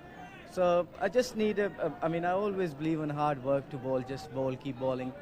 And when you got a good spell, you know, you can get the wickets. But you never seem to give up. It seems as though if Wasim gives you the instruction at 11 o'clock, bowl until 6 o'clock, he'll do it. Maybe I'm a strong lad, so that's why so I don't mind to bowl all day. Now, what about that one that bowled Dominic Cork, shot absolutely along the deck and it rolled? How do you bowl that one? I think that's all luck. What have you actually done to work on the team to get them to play like this? I think basically every individual have realised the only thing we can answer back, we had a bad one here to the nation and to the press and to the people that we are still the best team in the world, just to stick together and try to win. And if we stick together, we've just showed that if we stick together, we can win any team in the world. And that's what exactly they did. Now, on a personal note, congratulations again. This time 300 Test wickets. You're now one of 11 to have done the feat. Well done. Thank you very much, David. I was trying very hard before the series. I knew you were going to get 11 wickets, but it was very hard. I wasn't bowling well, but I was trying, and this just I said, let's give it a go. Try to bowl instead of swing, try to bowl a little bit of pace, and I've tried. And it succeeded end of the day. Well, it looked like there was another yard or 2 of pace last night and today. Well done. Congratulations on a wonderful series. Thank you. Michael, problems then for England. Are you happy that you've made progress this summer in determining who the best are and also in making sure they're playing to the best of their capacity? I'm happy with the way the top 6 looks. I think that, you know, there's a lot of gutsy players in there. I think, you know, we look a decent unit. We are struggling to get 20 wickets in the match, particularly on wickets that favour the opposition more than we do. They're not the wickets that we played Pakistan on, almost like you'd find in Lahore or Faisalabad. They're not typical English wickets, and we need a bit of help in the wicket at the moment to take 20 wickets in the match. So it is a struggle to win games at the moment. Well, I can understand Michael Atherton being very disappointed, particularly with the bowling. The batting stood up to it a lot of the time in the series, but the bowling wasn't quite there. Geoffrey Boycott is with us now with his ideas on this match and on the whole series. Well, congratulations to Pakistan. They thoroughly outplayed England, and when you think about it, this was a 4-day win. 85 overs were lost to bad weather, a lot of rain around, so they really did outplay England. Mushtaq was the real hero. He bamboozled England's top order batsmen, taking 5 of the top 6 batsmen, and from then on it was all downhill as Wasim cleaned up the tail. England, well, I thought it was a thoroughly bad batting performance. This is one of the best batting surfaces you could wish to bat on, and really we batted very poorly. Having said that, I'd like to have my lasting memories of the series. I'd like to give them to you. It's Pakistan, brilliantly led by Wasim Akram, a man who's been vilified in the past, but this time he got the team all behind him. They united, they played for each other, they came here to play positive cricket and to win. They had no incidents whatsoever. Nobody can point the finger at them and say they had rows with the umpires, they were tampering with the ball, or they did anything against the sportsmanship of the game. It was a thoroughly convincing series win. They go home champions. They've beaten England very clearly, very easily, and it actually was an awesome display. Indeed it was, Geoffrey, and if you've got just 2 great bowlers in your side, you've got a chance of winning a series. If you've got 3, then, as they say down under, you are quids in. It was a very fine performance from Pakistan. Now, our next cricket is going to be the Texaco Series. It's the first Texaco Trophy one-day international. It's being played at Old Trafford, and there'll be highlights on Thursday on BBC 2 at 8 o'clock. And we leave you here at the Oval with just a little shot of two great cricketers. Mushtaq Ahmed, who took all the honours today and bowled quite superbly, and the man who's rejuvenated